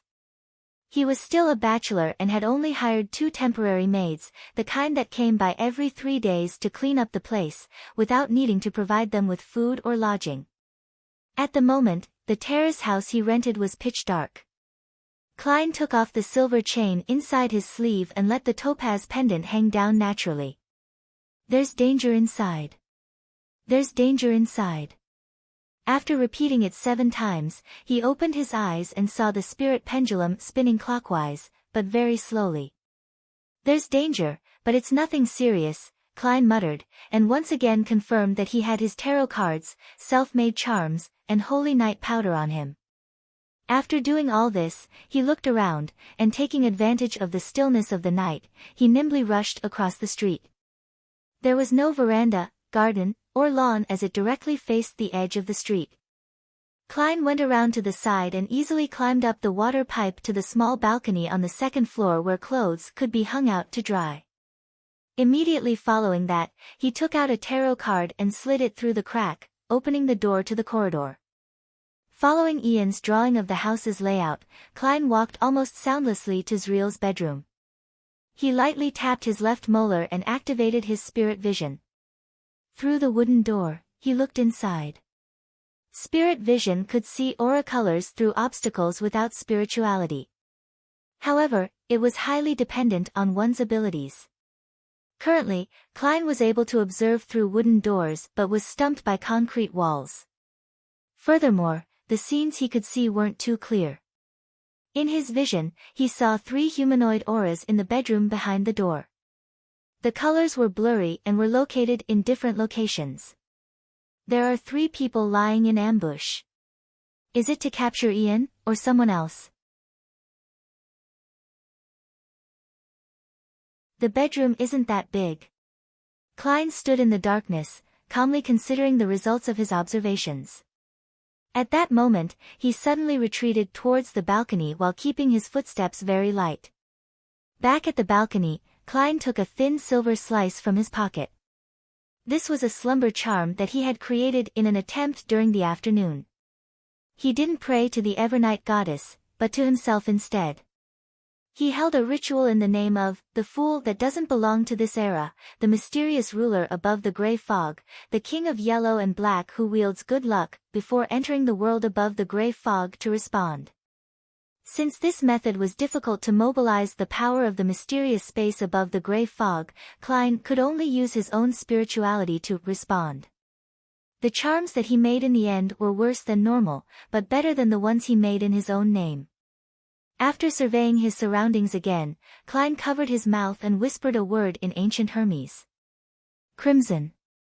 Feeling the chill of the charm, he moved quickly but silently to the door of Zriel's bedroom again. As he held the handle, he injected spirituality into the thin silver slice. Creak. Klein carefully twisted the handle and opened a tiny crack in the door. Immediately after that, he threw the slumber charm inside.